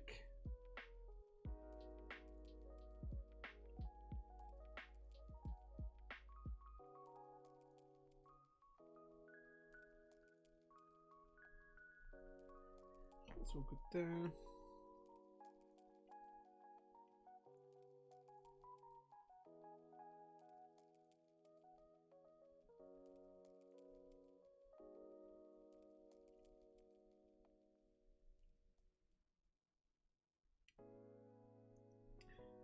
Okay. So I'm pretty sure we've reflowed everything around this area that could be.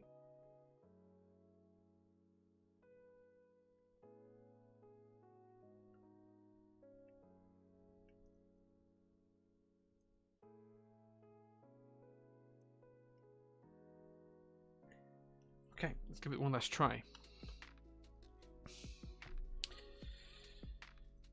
Yeah, so the USB has resistors with it. Purchase the defective PCB. If it is, we'll just change it, obviously. Like, we'll make sure that you get a working one. Like, that's the fine thing, I believe. We'll get it. Like, it'll happen. What do I need? I need to switch it up. Oh, I'm gonna put this one as well now. It could be just that it needs programming or something like that. Let's test this one last time. Let me just see if I can get anything out of it now. No.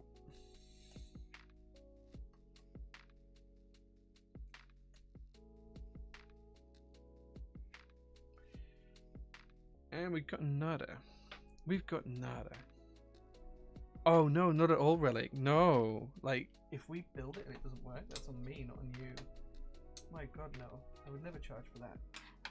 Never in a million years charge you for that, not at all. If this doesn't work, I'll just build another one. Like, it could be something simple like this. Just the ICs are dodgy, and we can just change these and put some other ones in from one of the other kits, and it'll work just fine. And that's what's the issue. It could be just like that.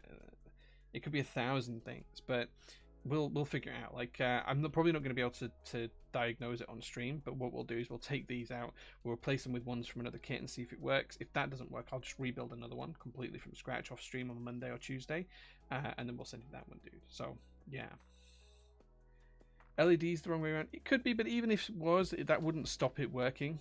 Like, that just wouldn't stop it working. I'm pretty sure they're the right way around anyway, so like, I'm 99% certain they're the right way around, so I can't see that that's going to be an issue. How are things going with the personal collection? Finding it hard to decide what to keep? Not really. Like, we looked at 20 boards and 11 of them was pretty much instantly for the chopping board, and the 12th was already sold anyway, so yeah. Dave says, Jay, being a Brit, do you prefer ISO UK keyboards? Let's change the camera over. Yeah, I do prefer ISO UK. I can adapt to ANSI now. I struggled a long time trying to adapt to ANSI, but I can use it now. 90% I'd say of my keyboard's ISO built, even if it doesn't support full ISO, like if it doesn't support full left shift or something like that. But most of the time, if I can put an ISO enter on it, I'm going to do it. Excuse me, I'm going to do that. I'm going to put an ISO enter on it. That's just me. But yeah. So that'll be it. If I can build ISO, I will do. Jake, yeah. Hey man, good to see you.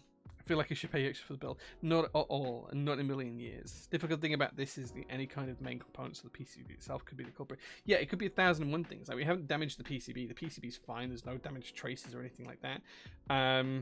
It's not like it's one switch that's missing, which means the diodes to blame. It's most likely the IC chips. It's most likely these two. And we just need to put the other ones in and it will work just fine. Or like Neo said, it could be the crystal, because they often get damaged in shipping. So we'll dig out some other ones of those and we'll try those tomorrow. We'll just pop take them off and pop them on. If that doesn't work, I'll just build another one, because it's a customer build and at the end of the day we need to make sure it's right. So simple as that. Time is money, my friend. Time's time. Is software? Yes, that's okay. You're not wrong. 97 software is bad on a flash. Like, these should be flashed from the factory. Every other one of these that we built about 10 for customers now. Every other single one that we built has been flashed from the factory. It's worked just fine. This isn't the first one of these I built. So they should be flashed with the ANSI layout, and we just have to flash them with the ISO one. But even so, it's still not showing up in some of the places it should be doing. Like, what's the name of the software now? QMK toolbox. It's not showing up in the toolbox, which is highly unusual. So we'll take a look at it. You just can't make the leap daily dose of it. Yeah, I get that. Yeah. So what we'll do is I might even do this on the stream tomorrow during the day when we do mystery switch packing. I might just try changing those over because it's dead easy to show you on stream. I just don't have any more to hand. They're in the workshop, and we'll see if that works. Failing that, I'll just rebuild another because it's the easiest thing to do. We'll try changing the crystal as well because that's a dead easy change too. But other than that, we'll just rebuild another, and hopefully it's just this PCB that has an issue with it, or one part of this that has an issue with it. I don't think it's USB-C. That looks pretty clean to me. There's no fused connections anywhere at all on the board, so it should be okay. It should be more than fine. I don't see any traces that are damaged or missing, so I'm not really quite sure what's causing it. Nothing's cold soldered. Nothing is shorting out anywhere that I can tell. Really don't know. It's so bizarre. So bizarre. Anyway, that's the stream, guys. Thank you very much for being here and watching me build something that doesn't work in the end, but we'll get it fixed, and I'll share on Instagram as soon as we do get it fixed and working. Relics, please bear with me. I will have this sorted for you within the next couple of days. Push comes to shove and it's worst things at worst, I will just build another one over the next couple of days for you, probably tomorrow. And I'll let you know as soon as it's ready. And then we'll get to building the switches and everything else in it, because I was going to get that done today, but I don't think we have time now. That's why we're here. Thanks for the show. You're more than welcome, guys. You're more than welcome. Just as another aside, I'm going to pan out the camera, the face cam, just for a second, because I wanted to show you guys something. We've been collecting matrix boards for quite some time now, so we're prepping for the matrix build stream. So if I just move this, oops, not that, hold on, not that out of the way, you might be able to see that we've got two little CP boxes here, got another box there, got another board here, got 1, 2, 3, 4, 5, 6, 7, 8, 9, 10, 11, 12, 13, 14, 15, 16, 17 matrix boards to build. So we are going to do like a whole matrix build stream at some point soon, where we're just going to do probably a 24-hour build stream where we're just going to build matrix keyboards all day. That's what we're going to do. I don't know when exactly. You can see my messy desk here as well now. But it's going to happen pretty soon. I'm thinking it's going to be late May, early June now, but we'll see. We'll see. Lots and lots of things to build. It's going to be a hugely long build stream, but it'll be a ton of fun as well. So I'm really looking forward to that. I'm very, very excited for it. Right, thank you very much, guys, for watching. I'm going to head out now, go home, because I've got a bit of a drive to get home. But watch out for the stream tomorrow, where we'll do a bit of a workshop stream. And you'll get to see Mel as well, if you haven't met before. So we'll do all that tomorrow. But thanks very much for watching, guys. Take care, and we'll see you again. Bye-bye.